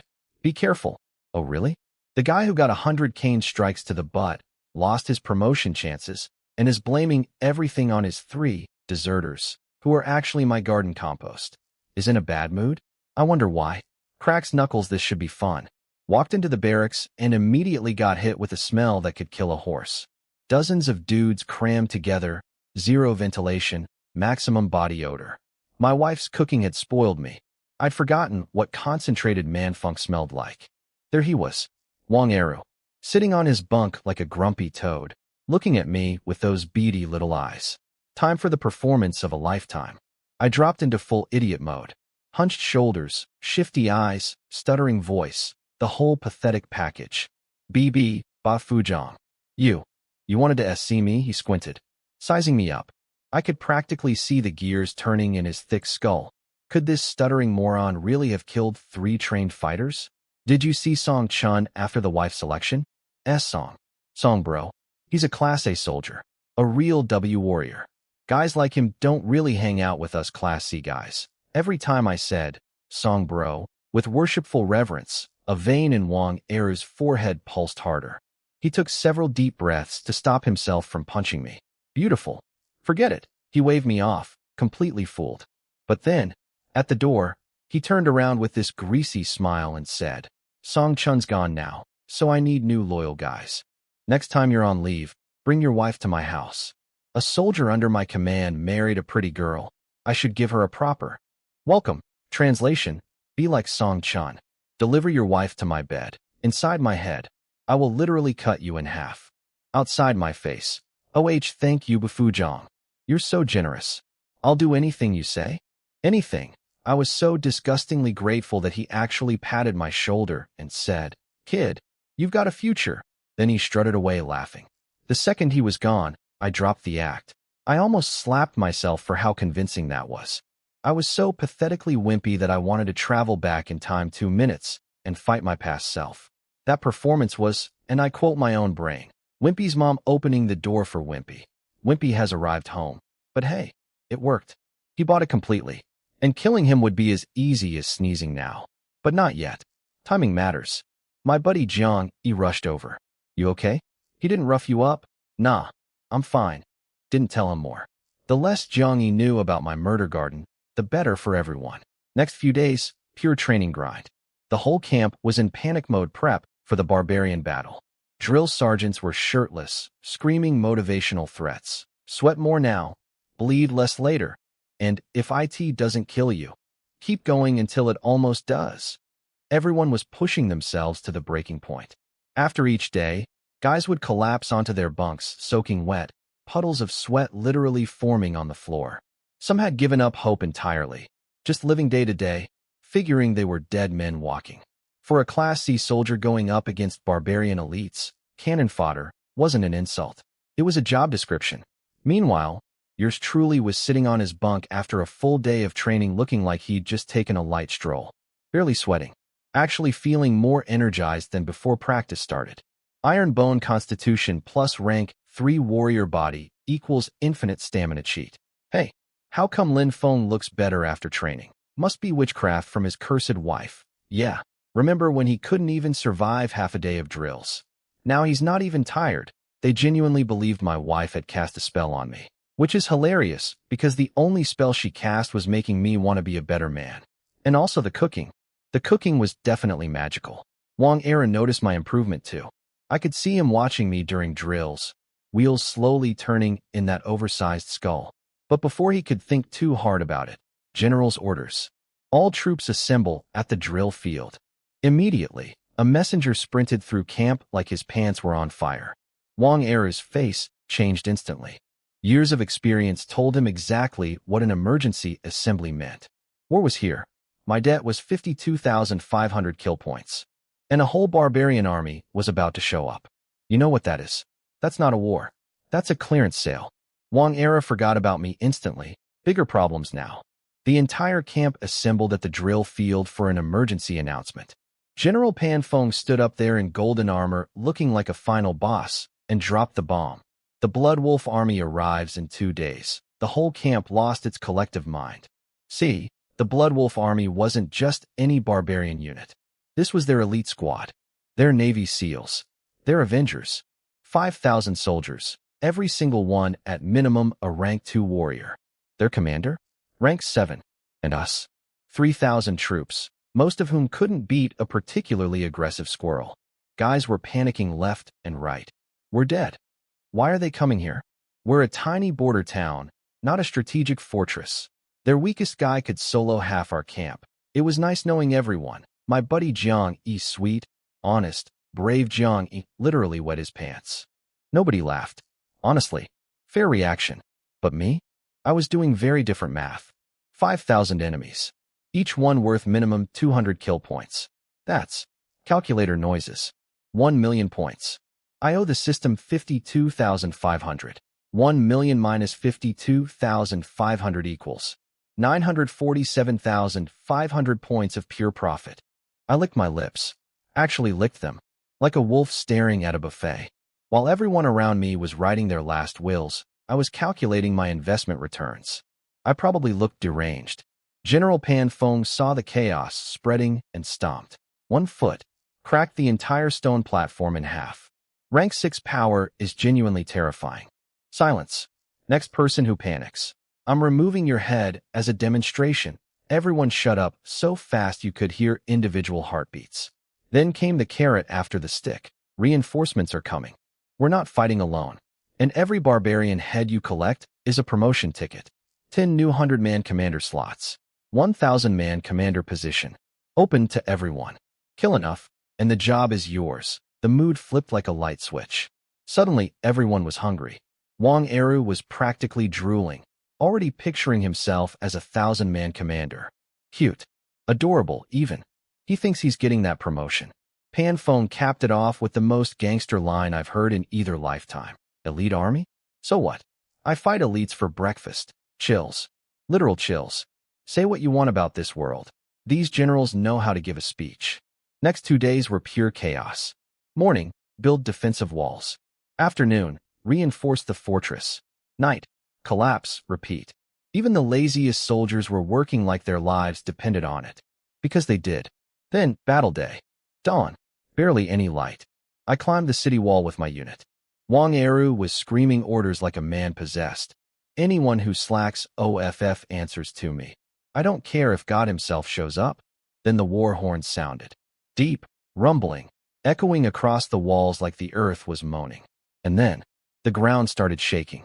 I squinted through the dust cloud and saw them. 5,000 armored soldiers, marching in perfect formation, radiating killing intent so thick it was practically visible. A massive phantom, a blood-red wolf silhouette, seemed to hover above them like a demonic mascot. The fortress itself was trembling. Trembling. Like even the buildings were scared. Every soldier around me was white-faced, gripping their weapons with shaking hands, staring at certain death marching toward them. And me? I gripped my blade, stared at that massive army, and thought one single, beautiful thought. That's not an army. That's 1,000,000 kill points on legs. Come to daddy. The Blood Wolf army hadn't even attacked yet, and our side was already falling apart. All that, yeah, let's fight. Energy from Pan Feng's speech? Gone. Evaporated. Replaced by the collective facial expression of 3,000 men simultaneously realizing they'd made a terrible career choice. Everyone around me was ghost white. Meanwhile, I was staring at that army like a guy staring at a Black Friday sale. 5,000 walking piggy banks, lined up nice and neat. Come to Papa. Up on the command tower, General Pan Phone was having his own private moment.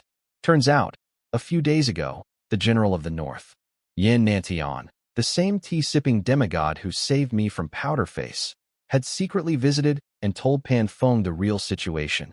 The barbarians weren't just attacking us. They were hitting the entire northern border. Every fort, every city, simultaneously. No reinforcements available for 10 days. Hold for 10 days, and you're a hero. Fail, and you're a traitor, 10 days. 3,000 versus 5,000 elites. No backup. Cool. Cool, cool, cool. Pan Phone stood on that wall, slapped his palm against the stone, drew his sword, and said the most metal thing I've ever heard. The city lives, we live. The city falls, we die. Absolute legend. Terrible odds, but legendary delivery. Meanwhile, back at the village, my wife heard the war horns.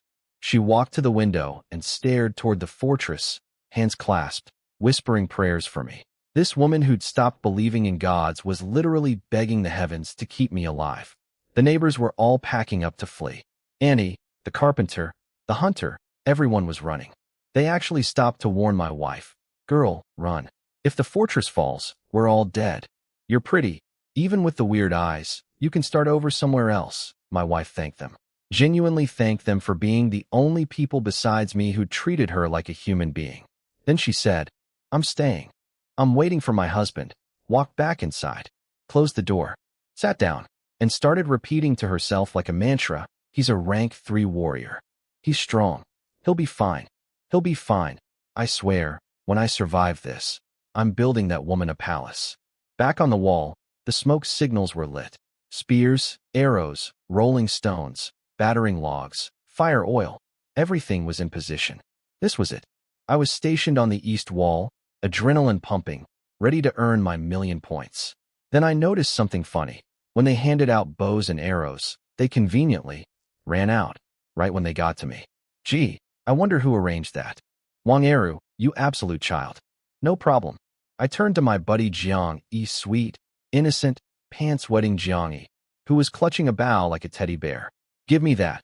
But Fug Gura, I haven't even shot one arrow yet. Can I at least try? I snatched it out of his hands. When enemies climb the wall, hide behind me. Stay close, stay smart. Got it. His face went from sad to delighted in 1 second. Yes, SIR. This man just happily traded his weapon for the privilege of hiding behind me. No shame, no hesitation. Pure survival instinct. Honestly, smart kid. I respect the hustle. The bow was a 1-stone longbow, about 120 pounds of draw weight. For a normal adult, that's a struggle. For a rank 3 warrior, felt like pulling a rubber band. I could have used a 3-stone bow, the kind only commanders could handle, but I wasn't about to blow my cover. Not yet. Jiang Yi sneaked a glance at me, and I could see the gears turning. He'd been training next to me for days. He'd seen how I outperformed every Class A soldier without breaking a sweat. In his head, he'd already figured out I was way stronger than anyone knew. He didn't say anything, just quietly decided. I'm gluing myself to this man and never letting go. Smart kid. Very smart kid. Now then, 5,000 elite barbarians. 1 fortress. 10 days. No reinforcements. And 1 very broke soldier with a 52,500 point debt and a bow he stole from his friend. Let's go shopping. I'm standing on the wall, bow in hand, 50 arrows in my quiver, staring at 5,000 angry barbarians, when my favorite loan shark pipes up. Ding. Detected. Bow in hand battle scenario. Custom technique available. Soul-chasing arrow art. Use by now, pay later. This system is literally an addiction. It sees me holding a weapon and immediately starts pushing product like a street dealer. Hey kid, want some archery skills? First hit's only 80,000 points, but I read the description and my eyes nearly popped out. Small mastery. Each arrow pierces armor, punches through chests, kills 3 people in a row. Full mastery. Each arrow makes bodies explode. No remains. Explode? Like. Boom. No body left. Bye. I didn't even hesitate. Didn't haggle. Didn't complain. Just BUI. Instant. Take my money. Take my soul. I don't care. Ding. 80,000 points, 4,000 interest. Total debt now, 136,500 points. Cool. I'm so deep in debt that my great-grandchildren will still be making payments. But you know what? Hard to collect from a dead man, and hard to die when you can kill 3 people per arrow. The technique downloaded into my brain like a software update. Suddenly my arms felt different, slightly bigger, perfectly calibrated for archery. The bow that felt, okay, 5 seconds ago now felt like an extension of my body. I plucked the string and it sang. Actually sang.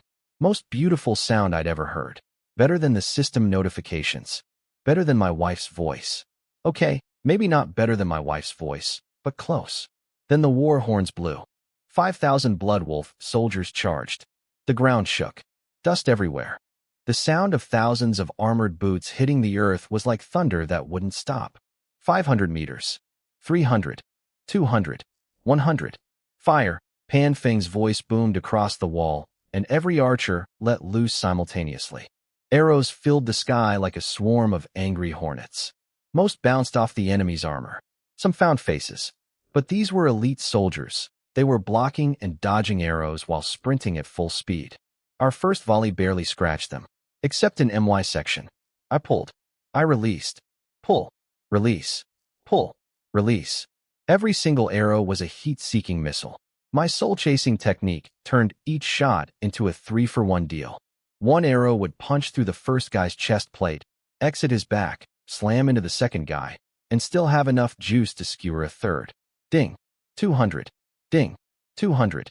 Ding. 200. Ding. 200. The notifications were coming so fast they were overlapping. It sounded like a slot machine hitting jackpot on repeat. My kill counter was going up faster than my debt counter, and that's saying something. Enemies in front of my wall section were dropping like dominoes, mowing them down like wheat at harvest time. But one guy can't save an entire fortress. The Bloodwolf army reached the walls and started throwing up siege ladders everywhere. Soldiers were climbing like ants. Our guys poured boiling oil on them, screaming, burning, falling, but more kept coming. Battering rams hammered the gates. Boom, boom, boom. Each hit shook the whole wall. Then came the catapults. Giant boulders flying through the air, crashing into walls, into buildings, into people. One hit actually dented our fortress wall. Just pushed the stone inward. That's not supposed to happen. But the worst part? The Bloodwolf army had their own archers, standing on the backs of actual wolves. Riding wolves like surfboards, perfectly balanced, sniping our guys off the wall with terrifying accuracy. Our soldiers were dropping left and right. Feng Ge, are we going to survive this? Jiang Yi whimpered behind me. Stay behind me and shut up. I pulled an arrow, drew the bow to half moon, locked onto those wolf-riding archers, and released. 1 arrow. 3 archers. Dead before they hit the ground. Punched clean through all 3 of them. Ding. 200. 200. 200. 600 points from 1 shot. Not bad. Disappointing that even their archers were only worth basic tier points. But quantity has a quality of its own. Arrow after arrow flew from my bow. The pressure on the east wall started dropping noticeably. The tsunami of enemies was thinning. In my section, anyway. And the best part?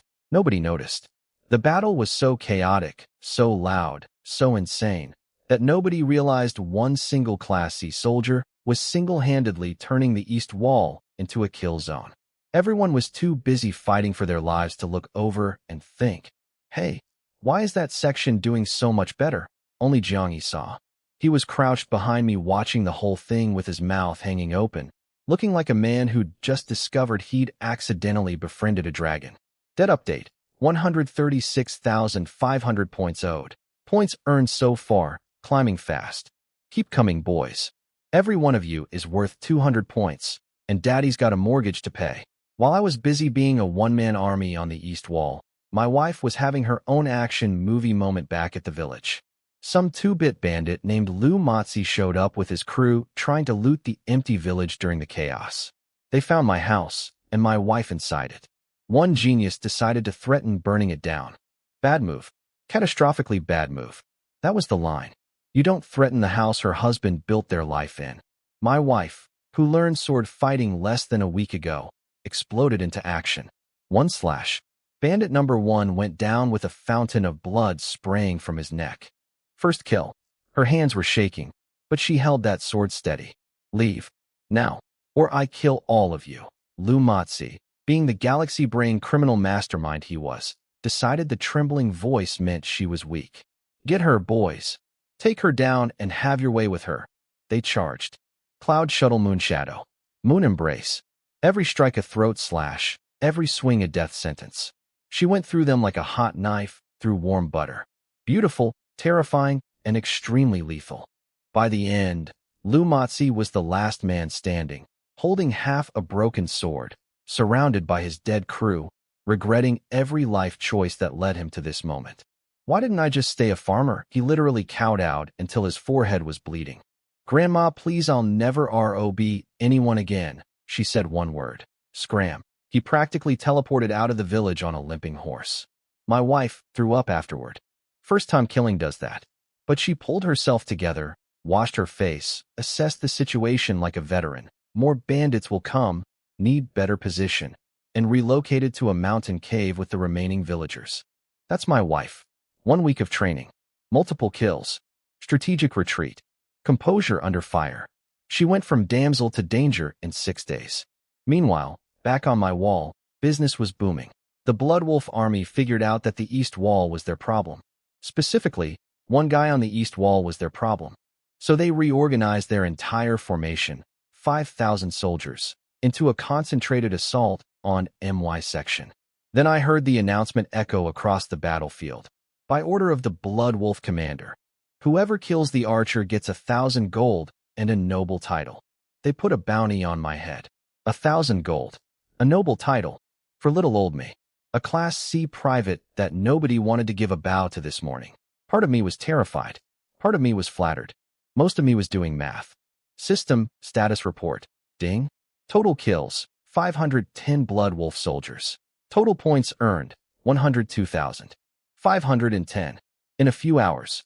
Over half 1,000-man unit. Wiped out by one guy with a borrowed bow. No wonder they were offering a bounty. I was a walking economic disaster for their military. Points were stacking beautifully. At this rate, my debt would be paid off before dinner. If I survived dinner. Ding. 200. Ding. 200. Ding. 200. The notifications kept singing. Arrows kept flying. Bodies kept dropping. I was a kill point ATM, and the Bloodwolf army was making generous deposits. Then something terrifying happened. A jet black war wolf, massive, red-eyed, reeking of blood, came sprinting up a siege ladder onto the wall. On its back sat a Bloodwolf 1,000-man commander. Rank 4 warrior minimum. Huge, dark-skinned, muscles on muscles, radiating death energy like a walking nuclear reactor. He swung his massive blade straight at my face. Fugu, watch out, Jiang Yi screamed. I snap-drew an arrow and fired point-blank at his face. Clink. He split my arrow in half. With his blade. Mid-swing. First time my soul-chasing arrow failed. First time anything I shot didn't die. We locked eyes across the wall, killing intent thick enough to taste. So you're the one who slaughtered my men. He was grinding his teeth so hard I could hear it over the battle. I grinned. Your guys are just too slow. Even a Class C soldier can hit them. Class C? Oh, that made him mad. The idea that the lowest possible rank of soldier had single-handedly eliminated half his elite unit? His brain couldn't process it. His ego couldn't survive it. You're dead, boy. His blade came down like a meteor, trailing actual sparks and wind pressure. This wasn't some bandit swinging a rusty knife. This was a commander-level attack. Current situation, one angry rank 4 warrior charging me on a demon wolf, 5,000 soldiers trying to claim my bounty, and my only backup is Jiang Yi, who wet his pants 3 days ago. But you know what I also have? Rank 3 combat power. A blade technique designed for mass murder. 102,000 kill points earned and counting. And an absolutely unreasonable amount of debt-fueled motivation. Let's dance, wolf boy. The wolf commander's blade came down, and my arrow technique was useless at this range. I grabbed a sword off the ground and whipped out my slaughter heaven blade technique. Clang. I got launched backward like a human cannonball. Slid 10 meters across the wall, nearly burned through my shoes, and my hand split open at the grip. Every bone in my body screamed simultaneously. Rank 3 versus rank 4. The gap was not a joke. My best technique with everything I had. and all it did was keep me alive for one more second. But somehow, the wolf commander was more surprised than me. This kid blocked 2 of my full power attacks. Meanwhile, the soldiers around me saw a lowly Class C private going toe-to-toe with an enemy commander. Their morale went from, "We're dead," to, "Wait, we can win this," in half a second. Jiang Yi, my beautiful hype man, screamed, "Fugug is unstoppable." The entire wall erupted. Unstoppable. Unstoppable, bro. I am very stoppable. I'm about 3 seconds from being stopped permanently. But sure, thanks for the encouragement while I'm internally bleeding. System. How much to upgrade to rank 4? Ding. 100,000 kill points. I had over 100,000. From all those kills. Perfect timing, ding. Sorry. Your 102,000 earned points were automatically deducted toward your existing debt. Remaining debt, 34,500. Spendable balance, 0. Insufficient for upgrade. System, I will find your parents and tell them what you've done. This psychopath collected my debt. I in the middle of a boss fight. I earned 102,000 points, and it immediately garnished my wages. I'm fighting for my life, and my cheat code is doing accounting. The commander's blade crashed down again. This one sent me flying into the castle wall. Blood sprayed from my mouth. Stars everywhere. I could barely stand. Wang Eru was nearby, fighting his own battle. He saw me getting destroyed. Did he help? Did he rush over to save his subordinate? He watched me almost die and thought, good. Let the wolf commander finish him off. Thanks, boss. Real team player. Can't wait for your performance review. Ding. Would you like to use buy now, pay later? As they say, when you're already covered in lice, one more won't itch. The system was quoting proverbs at me. Financial advice from a lone shark while a giant man on a demon wolf was trying to decapitate me. Do it. Upgrade me now, ding. 100,000 points borrowed. Upgraded to rank 4 warrior. Power exploded through my body like lightning. Every cell supercharged. Muscles expanded. Senses sharpened. The world slowed down. The commander's blade came screaming down for the kill shot. His guaranteed finishing blow, and I caught it on my broken sword. Clang. Dead stop. His eyes went massive. Impossible. Yeah, buddy. Welcome to the world of predatory lending. It'll kill me financially, but it just saved me physically. He was winding up for another swing when, ho, a retreat horn sounded from the barbarian's side. Commander's orders. Pull back. Wolf Boy looked at me like he wanted to eat my soul. His blade was shaking with rage. But orders were orders. He glared at me one last time, jumped off the wall on his giant wolf, and the entire Blood Wolf army retreated. I picked up my bow, started sniping the retreating soldiers. Because kill points don't earn themselves, and I just went another 100,000 into debt. Ding. 200. Ding. 200. Ding. 200. The other soldiers saw me and got inspired. Everyone started chasing kills. We turned their retreat into a massacre. We won. Barely. Lost a third of our troops. But we held. And then, the celebration started. Soldiers mobbed me. They literally picked me up and started throwing me in the air like I'd scored the winning touchdown. Fengge. Fengge. Fengge. A Class A veteran who'd spent 10 years here walked up and said, Brother Lin, I've killed fewer barbarians in my entire career than you killed today. You're our big brother now. I was trying to be humble. It was nothing, just survival instinct. But they weren't having it. I was the hero of Yinguan, the nobody who saved everyone. Then Wang Eru stormed over with a face like a thundercloud. What are you celebrating? Clean the battlefield. What if they come back? Everyone knew the barbarians weren't coming back tonight. Everyone knew Wang Eru was just jealous. But rank is rank. They put me down and shuffled away. Then he turned to me. Eyes narrow. Suspicious. The gears in his thick skull were finally turning the right direction. Lin Feng, a few days ago you weren't even a rank 1 warrior. Now you're fighting enemy commanders? And that archery, where did that come from? He leaned in close. You better explain. Honestly, or I'll have you punished under military law. Oh, now you want answers? After you watched me almost die without lifting a finger? After you sent goons to kidnap my wife? After you searched my house? Now we're doing an interrogation? My current stats, rank 4 warrior.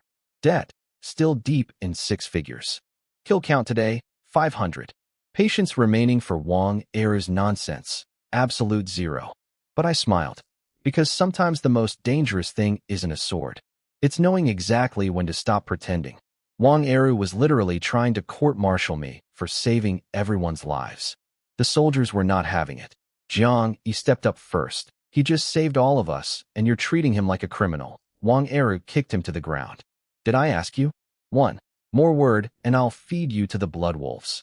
Then he turned back to me demanding explanations for my sudden power-up, so I dropped the stuttering wimp act completely. Just let it fall off like a costume.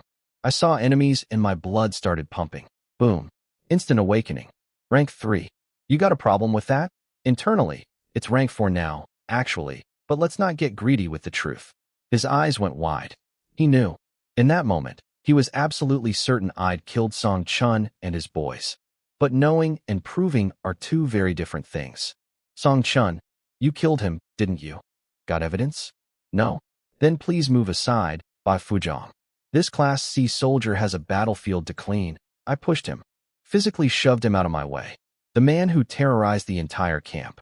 The human refrigerator. I moved him like a shopping cart. He lost it. Grabbed my arm. I sent Song Chun to your house that night. He never came back.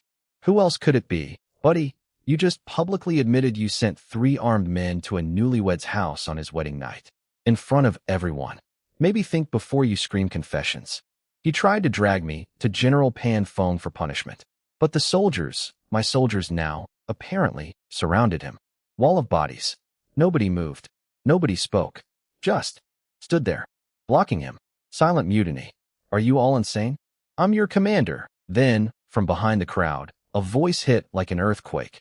Wang Eru, quite the authority you've got there. The crowd split like the Red Sea. Pan Feng himself walked through, flanked by both 1,000-man commanders. Full boss entrance. Maximum intimidation. Wang Eru started blabbering. General, I believe Song Chun was actually killed by Lin. Slap. A rank 6 warrior's open palm across Wang Eru's face. The sound echoed across the entire fortress. Wang Eru's brain literally rebooted. He stood there swaying for a solid 10 seconds before his eyes refocused. You imbecile. Battle just ended. Wounded soldiers everywhere. And you're interrogating the man who saved this city? What is wrong with you? Pan Feng didn't even let him respond. Just glared him into silence, then turned to me. He took my chipped, battered, barely holding together sword out of my hand and looked at it like someone examining a child's crayon drawing. A good horse deserves a good saddle. This weapon is an insult to your talent. Then he unstrapped his own sword from his belt and handed it to me. This is Dragon's Cry. Earth-grade divine weapon. The Emperor himself gave it to me as a reward. It's yours now. The entire army went nuclear. Earth-grade. In a world where weapons rank from yellow mystic earth heaven and way beyond, most soldiers never even touch a yellow-grade weapon. They fight with unranked iron garbage. An earth-grade weapon was the stuff of legends. The kind of thing soldiers would literally die for. And the general just handed one to a Class C private. I tried to be modest. Sir, I'm just a Class C soldier. Isn't this a bit much? Pan Feng laughed so hard the walls shook. Military ranks are for scaring normal people. They don't scare heroes. After what you did today, this blade is honored to be held by you. Then he turned to the whole army and roared. You saw that. Fight hard, kill enemies, and everything you want. Rank, money, weapons. I'll give it all. I have one demand. Hold this city. Hold the city. Hold the city. Hold the city. 3,000 voices. One wall. Pure electricity. Pan Feng walked away satisfied. Wang Eru, still nursing his slapped face, skulked over for one last threat. Don't think a fancy sword changes anything. When I find proof you killed Song Chun, you're dead. I smiled. Sure thing, Ba Fuzhong. I'll be right here. He stomped away. I found a shady spot against the wall and sat down. Now that the adrenaline was fading, my chest felt like someone had parked a truck on it. Pulled open my shirt. Massive bruise across my entire torso. That rank 4 commander's hits were no joke. Then I drew Dragon's Cry. Shahing, the blade literally sang. An actual dragon-like cry rang out as it cleared the sheath. I gave it a casual swing, and wind pressure rippled outward. Swung it at a boulder. The boulder split clean in half like butter. Earth-grade weapons are insane. My old army-issue sword was basically a butter knife compared to this thing. And the best part? It resonated with my internal energy, amplifying every ounce of martial power when I attacked. With this blade and my new rank 4 body. That wolf commander who almost killed me? Next time, he's the one who's not walking away. Current status update. Rank 4, freshly upgraded, financed through crippling debt. Weapon, Dragon's Cry, Earth-grade divine weapon. Gift from the general, kill count.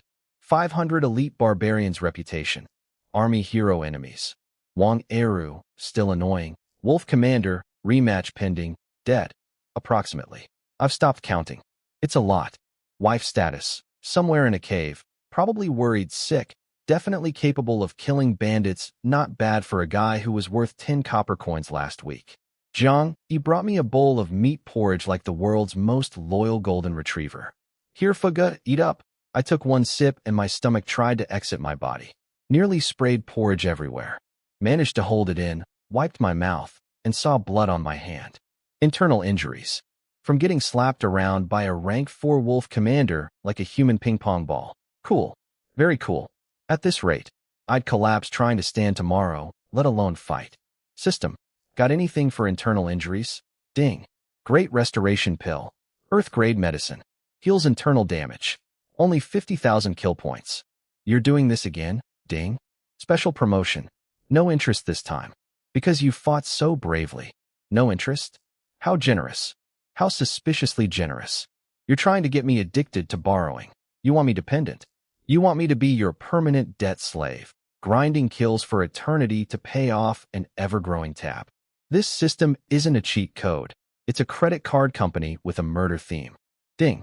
Without this pill, your injuries will worsen and you'll die in the next battle. Just saying. Fine. Give me the stupid pill. Ding. 50,000 borrowed. Your debt just climbed again. Monthly borrowing limit. Reached. I can't even borrow more money now. I've maxed out my credit line. In 2 days, a white pill appeared in my hand.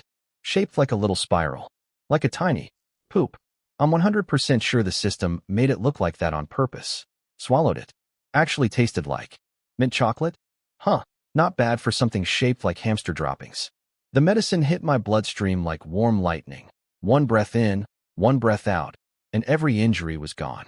Completely healed. Like it never happened. Wait. If this pill works this well, could I fight rank 5 or 6 warriors and just heal after? Ding. Don't be stupid. This pill fixes injuries, not death. You die, it's over. Fair enough. I leaned against the wall, exhausted, thinking about my wife. Imagining the future. A big house. Servants. Her wearing nice clothes. People bowing to her. No more straw huts. No more whispers about cursed eyes. Just a good life. The life she deserves. Fell asleep smiling. Dreamed about it too. Beautiful house. Garden. Servants saying, "Welcome home, madam." My wife laughing. Blood Wolf army is attacking. Jiang Yi shook me awake. The dream shattered like glass. Feng Ge. They're back. These barbarians aren't human. Yesterday was a bloodbath and they're coming again. I stood up. Dusted myself off. Looked over the wall. My stomach dropped. This wasn't yesterday's attack. This was the real thing. Front line, all rank 3 warriors. Behind them, 2 rank 4 commanders, including my old friend Wolf Boy who I'd barely survived yesterday.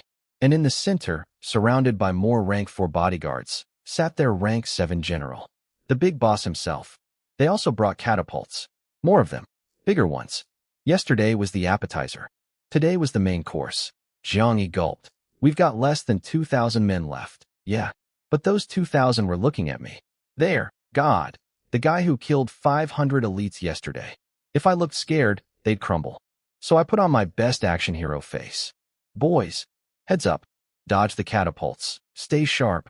These barbarians are nothing but dumb brutes. Great Joe wins. Great Joe wins. Great Joe wins. Drew my bow. Knocked an arrow. And went back to work. Except now I was rank 4. My soul-chasing arrow had leveled up with me. Yesterday, it was 3 kills per arrow. Today, 5. 5 bodies per shot. 1 arrow, 5 dead barbarians, like a kebab of death. And the frontliners were rank 3 warriors now. Worth 300 points each instead of 200. Ding. 300. 300. 300. 300. 300. The cash register in my head was ringing. 1,500 points per arrow. The debt was melting like ice cream in summer.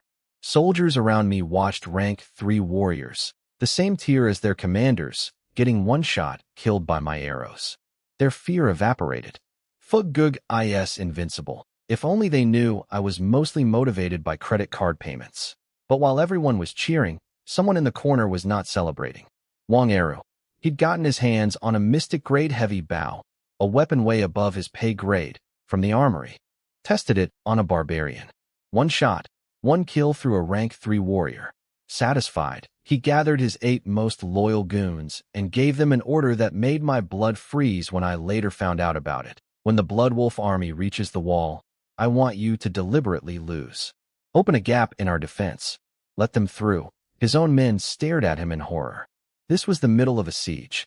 Opening a gap meant letting the enemy inside the fortress. People would die. His own soldiers would die. And Wang Eru didn't care. Because that gap? It wasn't for the barbarians. It was for me. He was going to create chaos, and in that chaos, put an arrow in my back. Blame it on the enemy. Perfect crime. No witnesses. This man would rather help the barbarians breach our wall than let me live. And I had absolutely no idea it was coming. Then Wang Eru actually went through with it. At the height of the second assault, his section of the wall suddenly collapsed. His loyal men deliberately pulled back and left a gap wide open.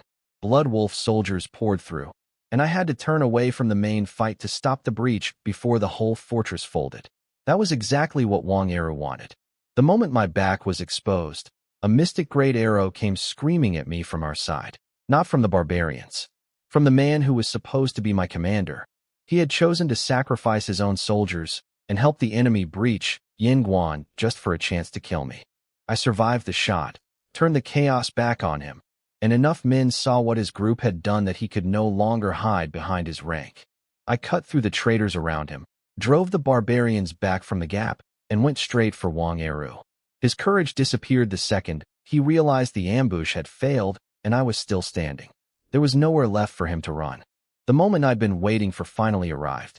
Wang Eru, the human refrigerator, wife-stealer extraordinaire, the man who sent goons to kidnap my bride, searched my house, tried to get me killed by opening the wall, and shot an arrow at my back, was on his knees, begging, I surrender. Don't kill me. Song Chun deserved it. It wasn't my fault. I'll give you my position. No. I'll recommend you for 1,000-man commander. I just stared at him. This was the big bad boss. The man who terrorized an entire camp?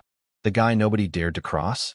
Groveling in the dirt, bargaining with promotions he didn't even have the authority to give? Pathetic. Absolutely pathetic. I felt embarrassed that I ever had to pretend to be scared of this clown. Then, because a snake is always a snake, he saw me pause and thought I'd let my guard down.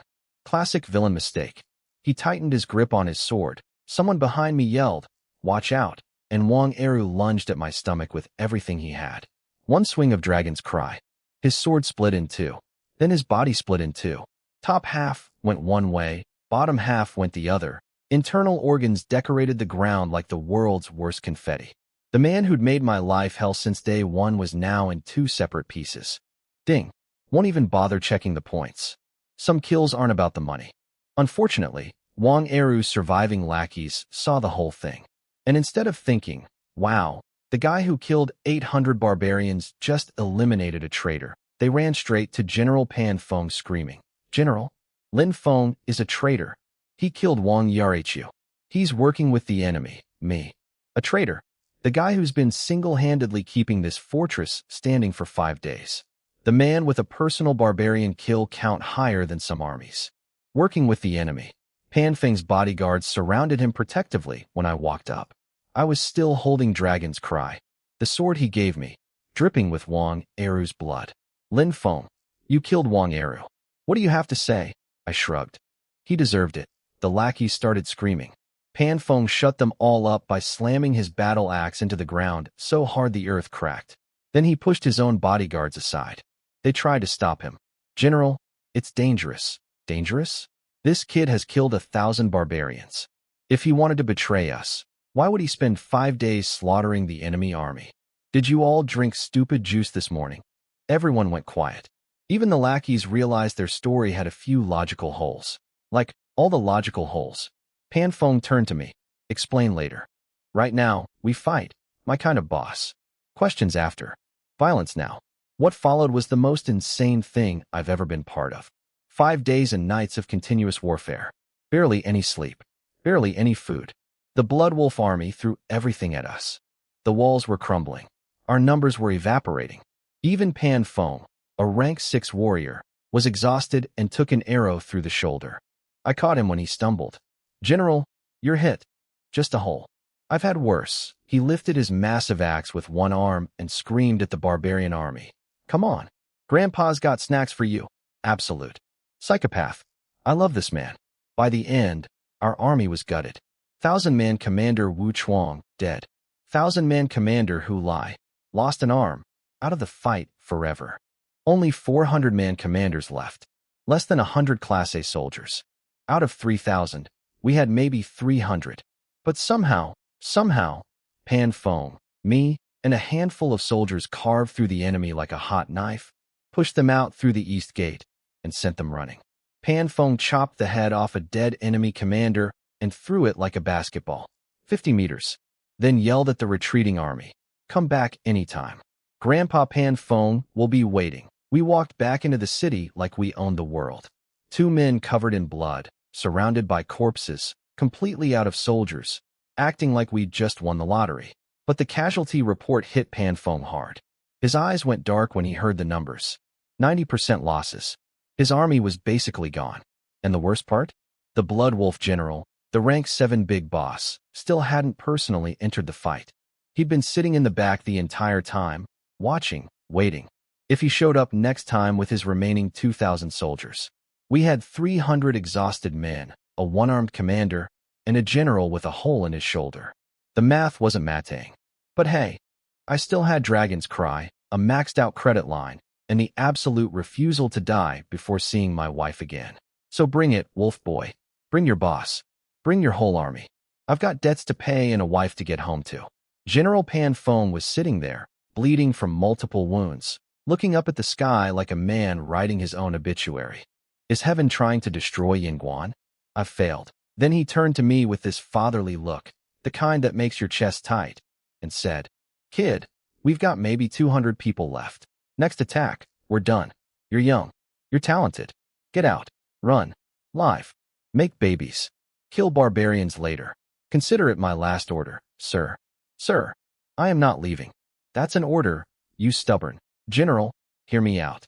We've got reinforcements we haven't used yet." His eyes lit up like a Christmas tree. "Where?" "The county jail. The death row inmates. 800 of them. Bandits, outlaws, martial artists. Tough guys who are scheduled to be executed anyway. Offer them a deal. Fight barbarians. Earn your freedom. They'll fight like demons because the alternative is literally death." Pan Feng's brain rebooted. 800 hardened criminals. Not trained soldiers, but desperate men with combat skills and nothing to lose. In a siege, that's basically an army. 800, he slammed his fist down. With that many, I can fight those barbarians head on. He pulled out the official military seal, the Tiger Tally, and shoved it into my hands. "Take this. Go to the county jail. Get those prisoners. And if that old fox county magistrate Lu Hong tries to stop you, smash his skull with this seal." I burst out laughing. "General, I've been waiting for you to say that." The deputy commander Su Chong grabbed my sleeve on the way out. "Lin Feng. Lu Hong is the county magistrate. Be diplomatic. Don't actually smash his skull. Please, relax, I know what I'm doing." Narrator voice. He did not, in fact, know what he was doing. Jiang Yi brought 2 horses. We galloped toward the county office at full speed, arriving at dusk. I jumped off my horse and marched toward the prison gates. Some guards stepped out with clubs. "Halt. Who dares?" And then I heard it. That voice. That insufferable voice. Well. Small world, isn't it? Powder face. Lu Long. The county magistrate's spoiled brat's son. The one whose arm I dislocated at the market. The one the general of the north had to save me from. Standing there with his smug rat face and a squad of beefy guards. This guy is like a cockroach. He keeps showing up no matter how many times you think you've dealt with him. "Oh, big battle happening at the walls and you're here? Must be a deserter." He grinned like he'd just won the lottery. "Guards, arrest him. After the war, execute him with the prisoners." The guards surrounded us with their clubs. Jiang Yi stepped forward heroically. "How dare you? Do you know who this is?" He's General Pan Feng's special envoy, sent here to. Special envoy? Powderface cackled. Him? A Class C nobody? Even if the army was down to its last man, they wouldn't send this loser. Ha ha ha ha. He'd done his homework on me.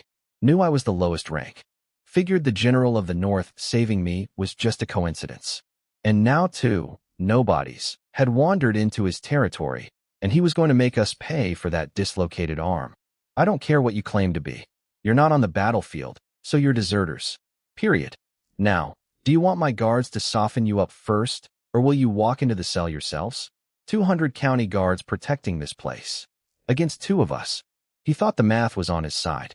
So I reached into my sleeve and pulled out the tiger tally. Held it up in the torchlight.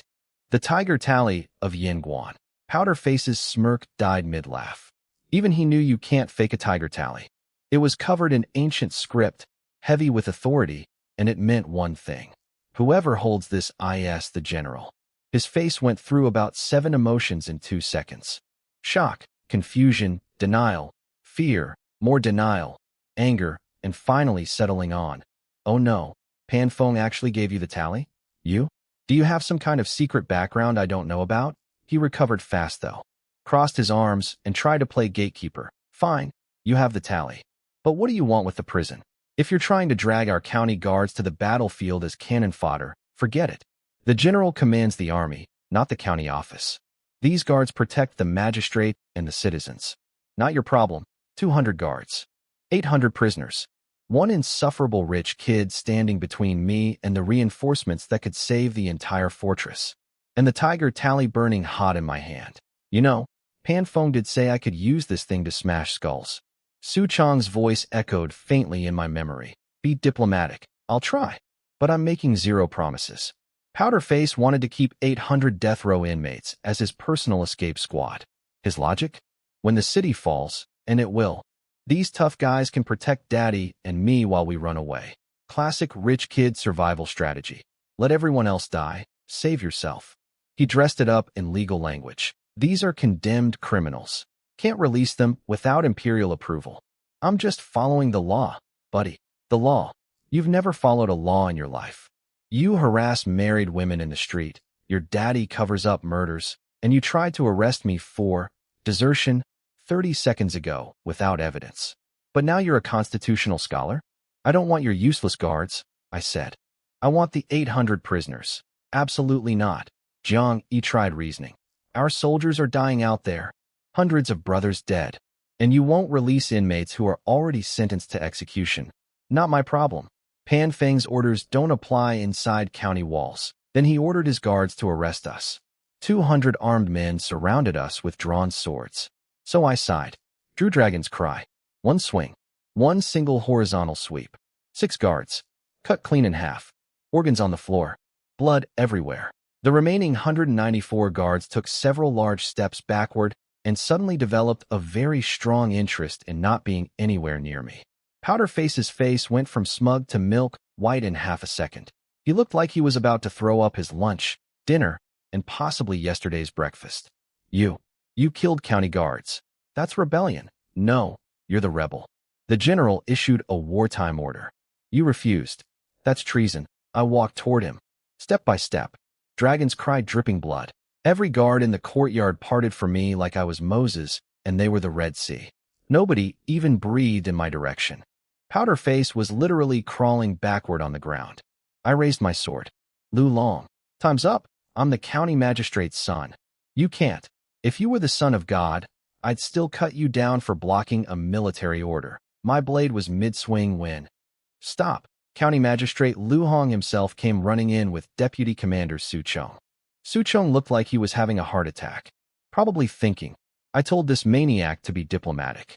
Lu Hong was furious. How dare you threaten my son? I am the magistrate of this county. I'll have you. His precious baby boy crawled over and hugged Daddy's leg, sobbing. Kill him, Daddy. Kill him. Lu Hong started screaming at Su Chong about lawless soldiers and barbarian behavior and threatening to report everything to General Pan Feng. Su Chong stayed calm, looked at me. Our eyes met for 1 second, and I understood exactly what he wanted. Lin Feng, did you show them the tiger tally? Yes. Lu Long didn't care. refused to comply no matter what I said. That was all Su Chong needed. He turned to the Liu family with a face cold as ice. County Magistrate Liu. Under the wartime laws of Great Zhou, when battle is active, the military commander becomes the supreme authority. His orders override everything, including yours. The tiger tally represents General Pan Feng's will. He held up the tally. Your son refused a direct wartime military order. Under the law, that is equivalent to treason. Conspiracy with the enemy. Punishable by execution. Lu Hong's face went from angry to confused to terrified in about 3 seconds. His son, the one hugging his leg, went quiet. Real quiet. The kind of quiet where you realize that your daddy's political power has an expiration date, and it just expired. Su Chong, my man, my hero. I thought he was going to be the one holding me back. Instead, he walked in, assessed the situation, and pulled out the legal equivalent of a nuclear weapon. Your son isn't the victim here, magistrate. He's the criminal. I stood there, sword still drawn, blood still dripping, watching Su Chong legally destroy the Liu family with nothing but a metal tiger and a law book.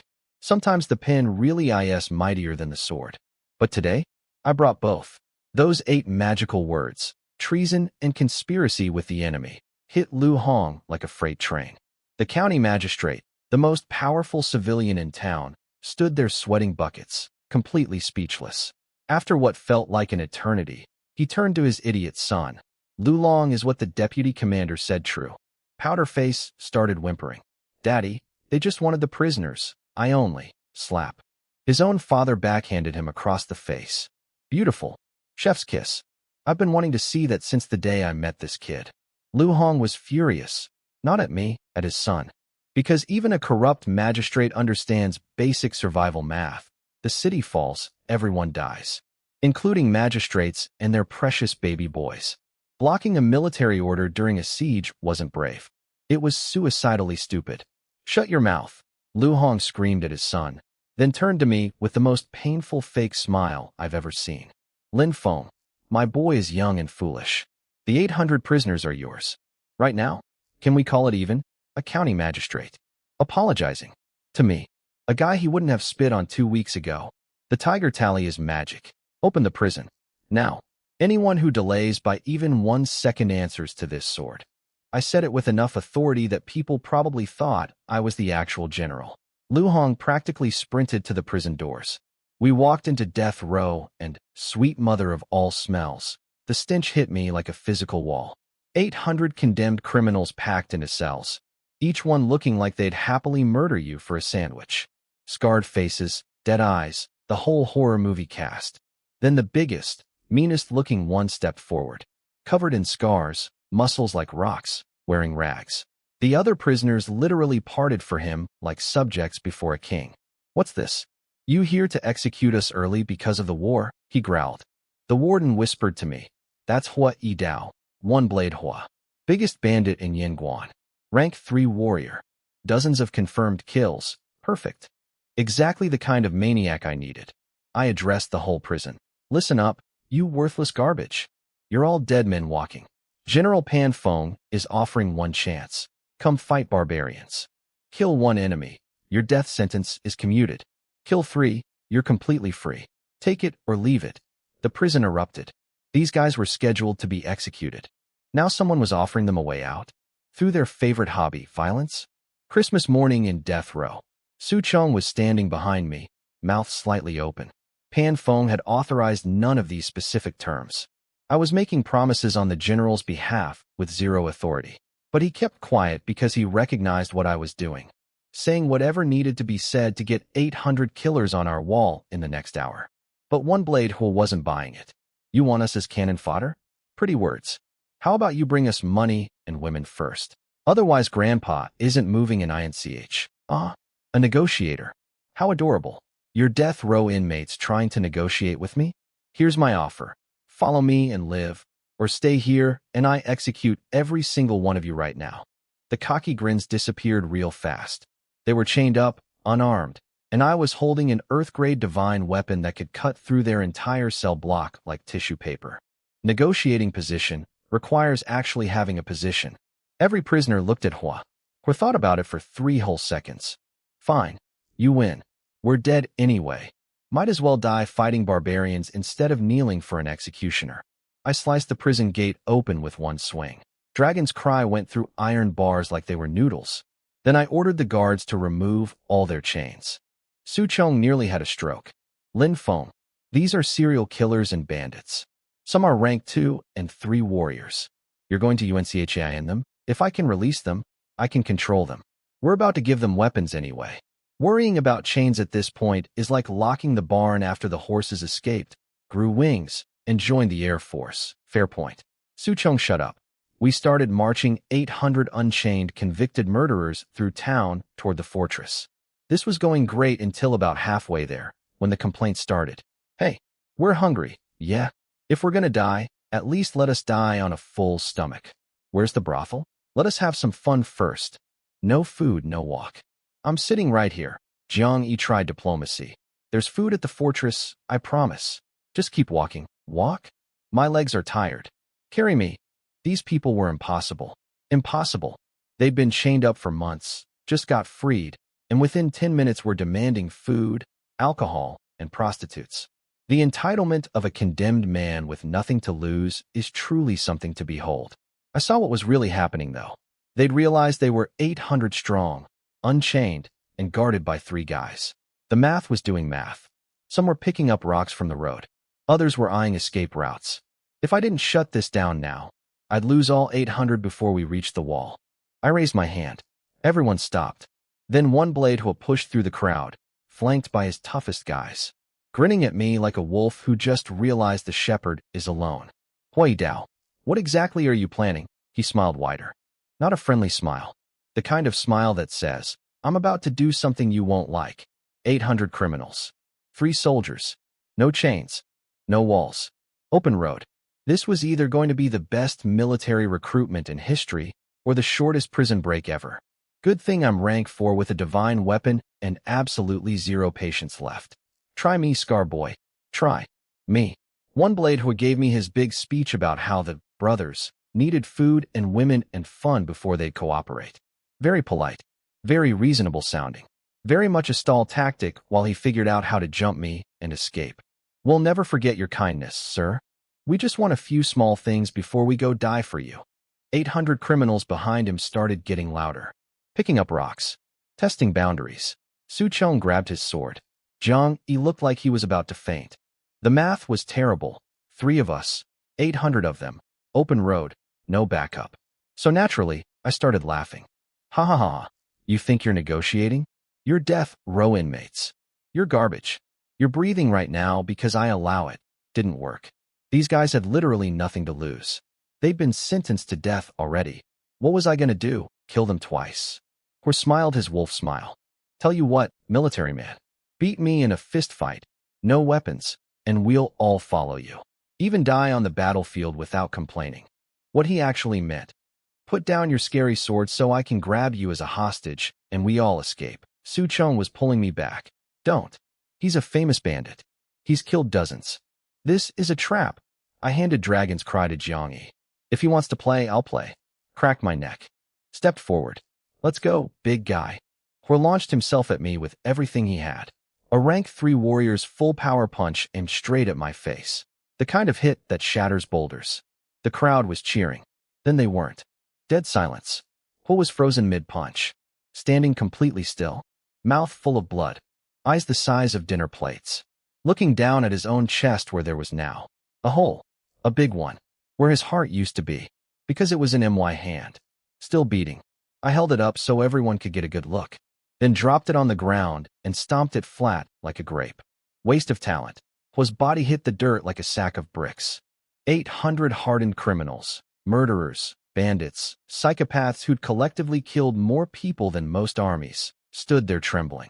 I just ripped a man's heart out with my bare hands. While he was punching me. At rank 3. Without using a weapon. Anyone else. One prisoner dropped to his knees. Then another. Then 5 more. Then all of them. 800 convicted killers, kneeling in the dirt, shaking like leaves. Suchong's jaw was somewhere near his ankles. He looked at me like I was a different species. Everyone on your feet. Run to the fortress. Anyone who slows down dies. They ran. No complaints about food. No demands for women. No negotiations. Just 800 terrified criminals sprinting like their lives depended on it. Because they did. I glanced down at his body. Rank 3 warrior. Could have been useful on the battlefield. But no, you had to be the example. Why do people always volunteer to be the chicken when they know I'm looking for one to scare the monkeys? Got them to the fortress in under 30 minutes.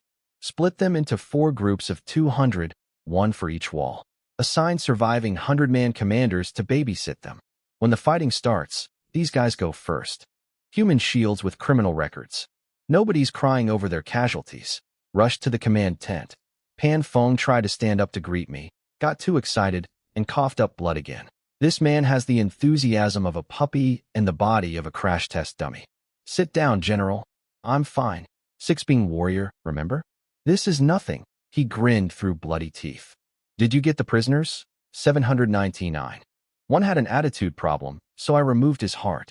Manually. Pan Feng slapped my shoulder so hard I felt it in my spine. That's my boy. I knew sending Su Chong was unnecessary. Su Chong, who had literally saved me from a diplomatic disaster with the magistrate, was standing right there. So I said, actually, Deputy Commander Su was essential. Couldn't have done it without him. Su Chong's face glowed. This kid knows how to share credit. He's going places. Pan Feng was emotional. You both did great. When this is over, I'm recommending you both for commendation. General, I don't need awards. I just want to fight beside you and protect our home. Pan Feng's eyes actually got misty. War-hardened, axe-swinging, boulder of a man got emotional because I said something nice. Then I hit him with the real question. General, how many more days do we need to hold? Because out there, somewhere beyond the horizon, 2,000 Bloodwolf elites and a rank 7 commander were licking their wounds and planning round 3. And I had just added 800 scared convicts to an army of 300 exhausted soldiers. 1,100 people against 2,000 elites. With a rank 7 final boss still waiting in reserve. The math was getting better. But it still wasn't good. Look, things were looking pretty grim at Yin Pass. General Pan Feng told me reinforcements would arrive in 3 days, but even he didn't believe his own words. I could hear it in his voice. The guy was coughing like he'd smoked 1,000 cigarettes, and my heart just sank listening to him hack away. He told me to go rest because the Bloodwolf army hadn't attacked yet, which meant they were cooking up something nasty. But before I left, that coughing hit me right in the gut. This man was the glue holding our entire defense together. If he dropped dead, we were all toast. My brain went straight to the system. Hey, system buddy, give me another great restoration pill. Put it on my tab. Yeah, I'm basically running a credit card with a magical system now. Living the dream, right? The pill popped into my hand. Same weird spiral shape as always, and I marched right up to the general. My master gave me this. I lied through my teeth. It'll fix you right up. Pan Feng tried to refuse it like some noble idiot. Too precious. Keep it for yourself. Classic. The city is literally about to fall, and this man wants to play polite. I had to practically guilt trip him into swallowing the thing, reminding him that without him, we'd be a headless chicken army. The moment he gulped it down, the dude transformed. His wounds healed. His energy came roaring back, and he even got close to breaking through to his next level. He looked at me like I'd just handed him a winning lottery ticket and swore he'd owe me forever. All I asked was that he keep Yin Pass standing. Simple enough, right? Then I checked my debt with the system. 50,000 kill points. Fantastic. Not that it mattered much if we all died tomorrow anyway. But then, bless this ridiculous system, it actually did something nice for once. Apparently, killing that 3rd-rank warrior and bringing back 800 convicts earned me an upgrade. My comprehension shot up to Earth grade, meaning I could learn advanced martial techniques like a genius instead of a potato. And my body got upgraded to Silver Constitution, which basically turned me into a human tank. I grabbed a broken arrow off the ground and stabbed my own arm just to test it. The arrow snapped in half. My arm broke the arrow. I'm not even flexing. Well, okay, maybe a little. On top of that, the Slaughter Heaven Blade technique that used to read like ancient gibberish suddenly made perfect sense. Tyrannical Slaughter, Mountain Splitting Sea Cleaving, Blood Slaughter Sunset. These moves were absolutely devastating, and I knew it without even practicing them. At full power someday, even General Pan Feng wouldn't last 3 rounds against me. But hey, no time to brag. Those barbarians would make excellent practice dummies. That 1,000 commander who nearly killed me last time? Oh, buddy, payback is coming with interest. Then the war horn blasted across the plains, and my blood ran cold. The Blood Wolf army was back. Thousands of them, stretching across the horizon like an angry carpet. And leading them, a monster of a man, nearly 3 meters tall, wearing white wolf fur, riding a blood wolf the size of a small truck. A 7th-rank warrior, their supreme commander.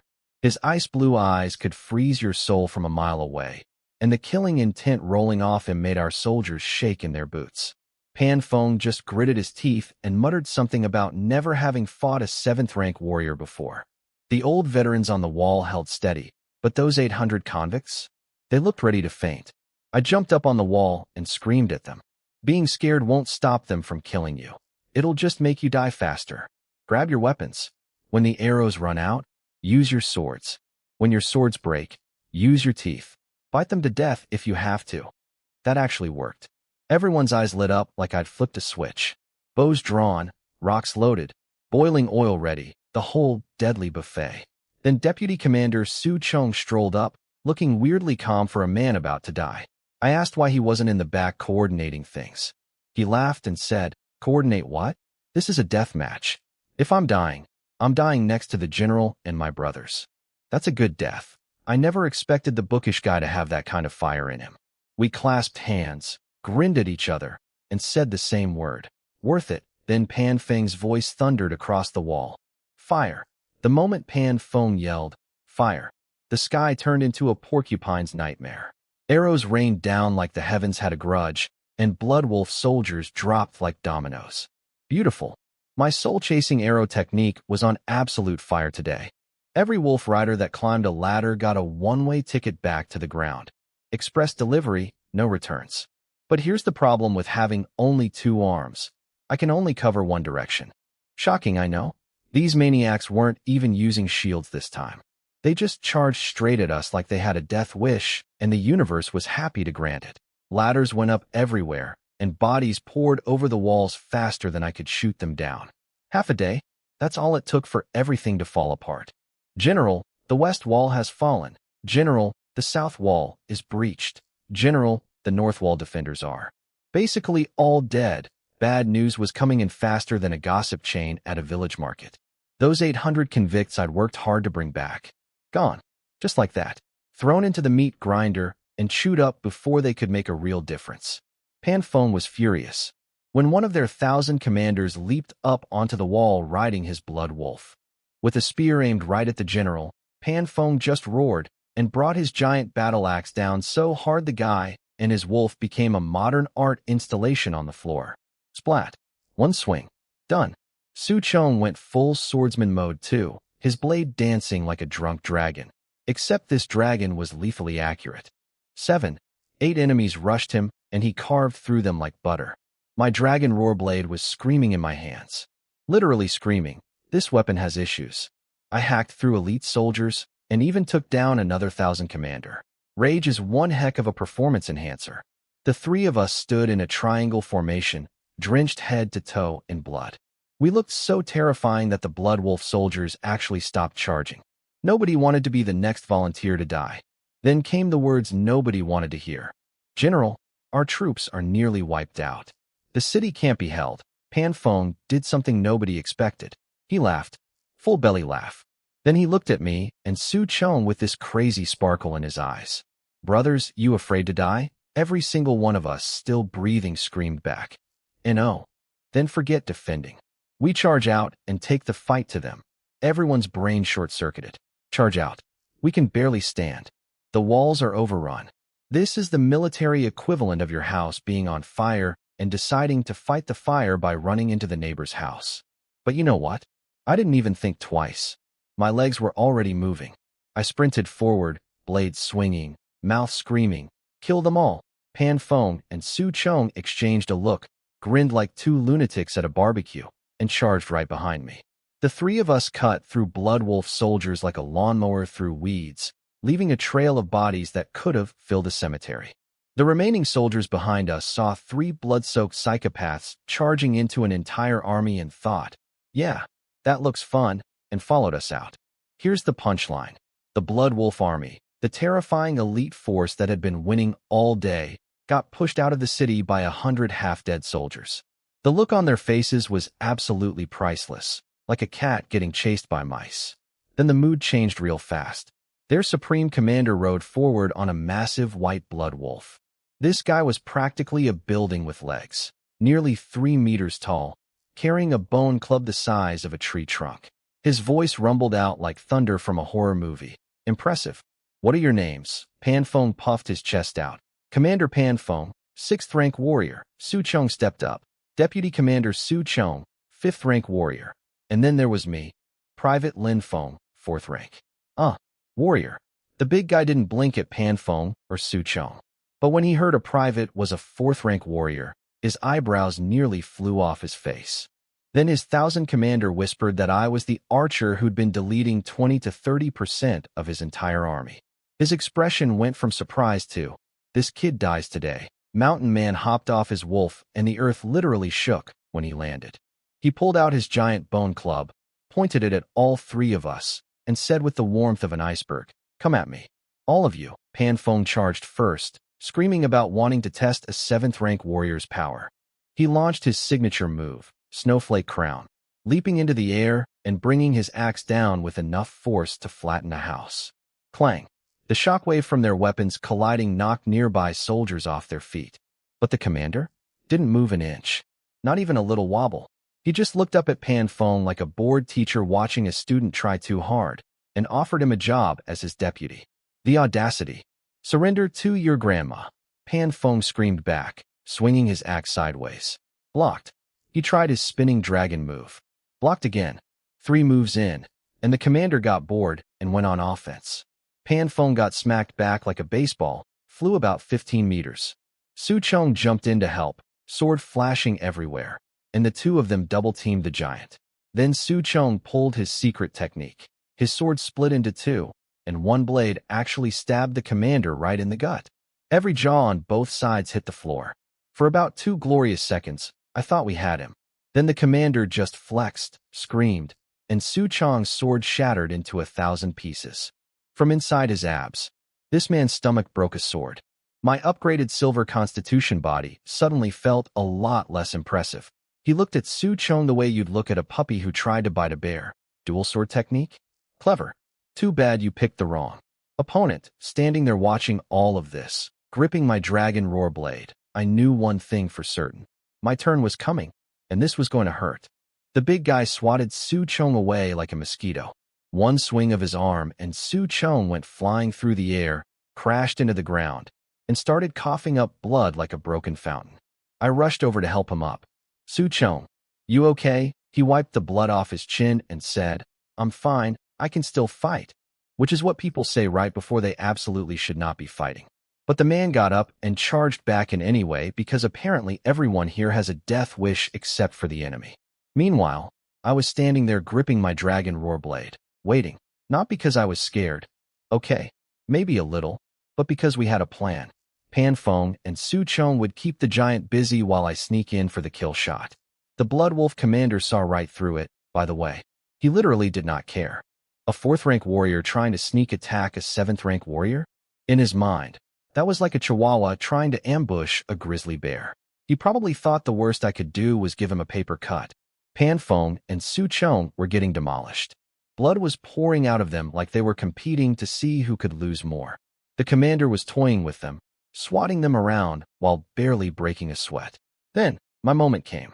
I activated the Slaughter Heaven Blade technique. My body moved like a ghost, faster than I'd ever moved before, and I brought my blade down on his exposed back with everything I had. The commander smirked.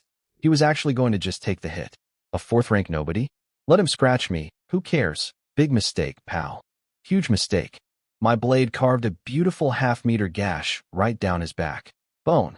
I could see actual bone. The look on his face when he realized his back was filleted open? Chef's kiss. That's what you get for underestimating the Chihuahua. Pan Feng seized the moment and smashed his axe directly into the commander's face. For one glorious second, we were actually winning against a 7th rank warrior. Then the bone club found my chest. Imagine getting hit by a freight train that's also angry. That's what it felt like. My body launched backwards like a rag doll in a hurricane. Pretty sure I briefly visited the afterlife, waved hello, and came right back. Both sides rushed in to drag their people away. Our guys pulled the three of us behind the walls and slammed the gates shut. Over in the enemy camp, their commander was getting patched up with fancy medicine while looking absolutely murderous. Apparently, getting sliced open by a lowly private really hurts the ego. One of his 1,000 commanders nervously suggested retreating since reinforcements were coming. The commander responded by punching the guy's head clean off his shoulders. Like, literally exploded it. Then he screamed that anyone else who mentioned retreating would get the same treatment, and ordered them to attack again. And this time, kill everyone in the city. Men, women, children, pets, probably the furniture too. Back inside the city, the three of us were lying against the wall like three broken action figures someone had thrown in a corner. The battle horns were blaring outside, Bloodwolf soldiers were screaming their war cries, and we couldn't even stand up. All that adrenaline from the fight had completely drained, and now we were running on nothing but stubbornness and shattered bones. Pan Feng chuckled weakly. Not a bad deal. We killed plenty of those wolves. Worth it. That last slash of yours was beautiful, Lin Feng, he added. Almost peeled that commander like a potato. I laughed, which hurt like crazy, and said, couldn't have done it without the dragon roar blade you gave me. Shame though, such a nice weapon about to fall into barbarian hands. My mind drifted to Kaiwei, my wife. Her beautiful face floated in my head like a painting I'd never see again. I'm sorry, sweetheart. Looks like growing old together isn't happening in this lifetime. Next life, I promise I'll find you first and never let go. Boom. The east gate exploded inward.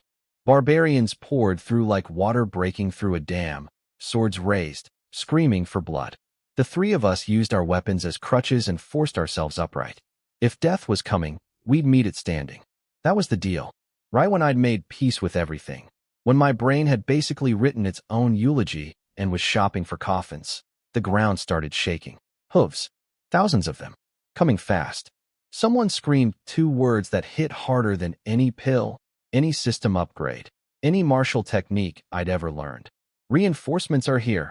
The Bloodwolf soldiers who'd been flooding through the gate suddenly looked like they'd seen a ghost. Their swagger evaporated instantly, and they scrambled to retreat like cockroaches when you flip the lights on. I dragged myself to the gate and watched the most beautiful sight of my entire life. General Yin Nantian himself, leading a massive cavalry charge that steamrolled through the Bloodwolf army like a bowling ball through pins. The barbarians were already exhausted from days of fighting us, and Yin Nanshan's fresh troops absolutely obliterated them. A few thousand commanders managed to drag their wounded commander away, but everyone else? Done. Finished. Game over. We won. Yin Nantian rode into the city and saw the carnage. Bodies everywhere, walls crumbling, blood soaking every stone. His face crumpled. Su Chong did a head count of survivors, including the guys missing arms and legs. 43. Out of 3,000. 43. Pan Feng looked at Yin Nantian with tears streaming down his face and said, General, Yin Pass still stands. Even the iron-hearted Yin Nantian couldn't hold back his own tears. He ordered proper burials for every fallen soldier, compensation for their families, and a hero's monument. The great Zhou will never forget what happened here, he declared, his voice cracking with emotion. Then his eyes landed on me. Kid, I knew I wasn't wrong about you. Well done. I gave him the most pathetic smile in human history and said, General, if you'd shown up 5 minutes later, you wouldn't be seeing me at all. You'd be seeing my corpse. Maybe not even that, just a stain. Some officer next to him, named Yi Kai, got offended and yelled, How dare you speak to the general like that? But Yin Nantian waved him off. He's right. We were late. That's on us. He walked over and held me steady with his own hands. Kid, tell me your wish. Whatever it is, I'll make it happen. My chest tightened. Blood came up my throat. Through a weak, broken smile, I managed to say just 3 words. I want to go home. And then everything went black. My body gave out completely, and I face-planted right into General Yin Nanshan's arms like a sack of potatoes. Real heroic ending, right? Save the city, kill a bunch of elite warriors, wound a 7th-rank commander, survive against impossible odds. Then pass out drooling on a general's armor. Nailed it. Now, everything that happened next, I only found out about later. But let me tell you, It nearly broke me worse than that bone club to the chest. While I was passed out cold in General Yan Nanshan's arms like the world's least graceful damsel in distress, word was spreading back to the mountain caves where the villagers were hiding. Lu the carpenter and Zhang Lai came bursting in with the good news. We won. The reinforcements crushed the barbarians. Everyone cheered. Party time, right? Not for Kai Wei. My wife didn't care about victories or barbarians or any of that. She pushed through the crowd and grabbed those two guys by the collars. Where is my husband? The smiles on their faces died faster than a candle in a hurricane. Lu the carpenter, bless the man, but subtlety was not his gift, just laid it all out. 3,000 soldiers, almost all dead. Both 1,000 commanders killed. Even General Pan Feng critically wounded. Then he hit her with the knockout punch. But hey, the general promised money for the widows. You'll be financially set, widows. He used the word widows to my wife's face. About me, Kai Wei went white as a sheet. Second aunt had to catch her before she collapsed. My wife, the calmest, most composed woman you'd ever meet, started screaming that I was a third-rank warrior and couldn't possibly be dead. She tried to run to the city to find me, made it about 3 steps outside the cave before the cold wind knocked her out completely. When she woke up, she begged Zhang Lai to check the military camp. He and Lu had already gone while she was unconscious. The soldiers told them a Class C private couldn't have survived that battle and to stop looking. The moment Zhang Lai said those words, something in Kai Wei's eyes just switched off, went completely blank. Second aunt was shaking her, terrified. Then Kai Wei snapped back to normal, too normal, creepy normal. She smiled softly and asked everyone to leave. Before they went, she brought out a basket of eggs she'd been saving for weeks. Those eggs were supposed to be for celebrating when I came home victorious. She handed them out like it was nothing, saying she couldn't eat that much food alone anymore. Everyone thought she was handling it okay and left. She wasn't handling it okay. The second that door closed, Kai Wei broke down completely. Cried until there was nothing left to cry. Then she did something that, when I heard about it later, made my blood run colder than anything on that battlefield ever did. She put on a red dress, the one she'd been saving because I'd never seen her in wedding clothes. She wanted to look like a bride. For me. On the road to the afterlife. She climbed onto a stool in the yard. My Kai Wei was strong enough to break free if she wanted to, but she didn't want to. Her mind was made up. She whispered into the air, "Husband, wait for me. I'm coming to find you." She thought about our happy days together. Every laugh, every meal, every quiet evening. She decided it was enough for one lifetime. Now here's where my timing, for once in my miserable life, was absolutely perfect. I don't know how I got there. My body was broken, my chest felt like someone had parked a horse on it, and I could barely see straight. But something pulled me home. Call it instinct, call it love, call it the universe finally cutting me a break after the worst week of my existence. I saw her. My heart stopped before hers could. One slash. The Slaughter Heaven blade technique. The most important cut I ever made in my life. And it wasn't on a battlefield. The blade energy ripped through that rope like it was nothing. She fell, and I caught her. Barely. My arms were shaking, my wounds screaming. Blood probably leaking out of places blood shouldn't leak from. But I caught her. And this woman, this beautiful, impossible woman, looked up at me with hazy eyes and smiled. "Husband, am I on the road to the underworld now? Good. I finally found you again." She thought she was dead. She thought we were both dead and was happy about it because at least we'd be together. I wanted to laugh. I wanted to cry. I wanted to scream at her for being so stupid and hold her forever for loving me that much. All those Blood Wolf soldiers, that terrifying 7th rank commander, the arrows, the siege, the bone club to my chest. None of it scared me as much as what I almost walked in on 5 seconds too late. War is terrifying, but almost losing Kai Wei, that was the real battle, and I won it by the thinnest margin of my life. My wife was staring at me from inside my arms, slowly realizing she wasn't dead and I wasn't a ghost. "What do you mean road to the underworld? You silly girl, I'm alive. Standing right here. Breathing and everything." The moment it clicked, Kai Wei grabbed onto me like a koala on a tree branch and absolutely lost it. Full waterworks. Snot. Tears, the whole package.